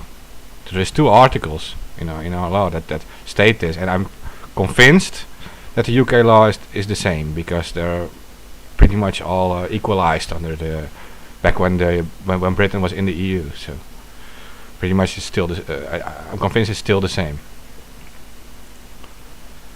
I'm falling asleep, so I'm gonna bounce out. All right, man. Take it easy. I'm shot. You guys have a fantastic night. Yeah, it's about time, Mark. It's about time. Okay, we'll call it a night then. Yeah. All right, the anonymous PSA, make sure you spay and neuter all politicians. lobbyists and technocrats. Let's add technocrats to that list. Royals, any establishment trash. Feel free to. Oh yeah, and I want to mention one big thing. This is for Saturday. I'm not sure if you guys will be on, but this is like we have a big guest coming on Saturday. She's kind of famous. I mean, her name is Rose McGowan. Yeah. She is pretty famous, and she is coming on Saturday. I mean, yeah. So if you guys, I can. Yeah, I'll definitely try to be on Saturday for Rose. I got a lot of different questions I want to ask. I don't know if she'll answer them, but I've got some Hollywood rumors I can ask. okay, she was a Time Magazine Person of the Year, and she was an author of A Brave. So yeah, just tune in if you wanna hear what she has to say. Good work on that one. Yeah. Very happy to have her in, Rose McGowan. You can find her on Twitter too, guys. Yeah, we have some other guests coming in soon too, but for Saturday we have this major celebrity. Are you gonna be on for that? Say that again? I said, is Terrence going to be on for that? Because he said that he wanted to be on for that. Yeah, probably. I think he's the one who got the gas, so yeah. Did he really? Oh, fucking damn, man! Like, how the hell did he pull Rose McGowan? Yeah. I usually don't ask any questions. I'm happy she's coming on. Yeah, no, I definitely agree, but that's a big guess for him to pull. I didn't know that he could pull that big of a guest. Shit. Well, it says she's an activist, so I mean that would be a link there. I don't know in what yet, but I can guess. She's one of the main people who exposed the Me Too movement in Hollywood. Huh. Or wait, I said that way backwards, man. I'm tired. You know what I meant. Like, she was behind the Me Too movement and exposed the people in Hollywood. Okay, I get you. That makes more sense. Well, very good. Terrence did good there. Yeah. Okay, guys. Please remember to share. And Saturday, Rose McGowan. Thanks for listening.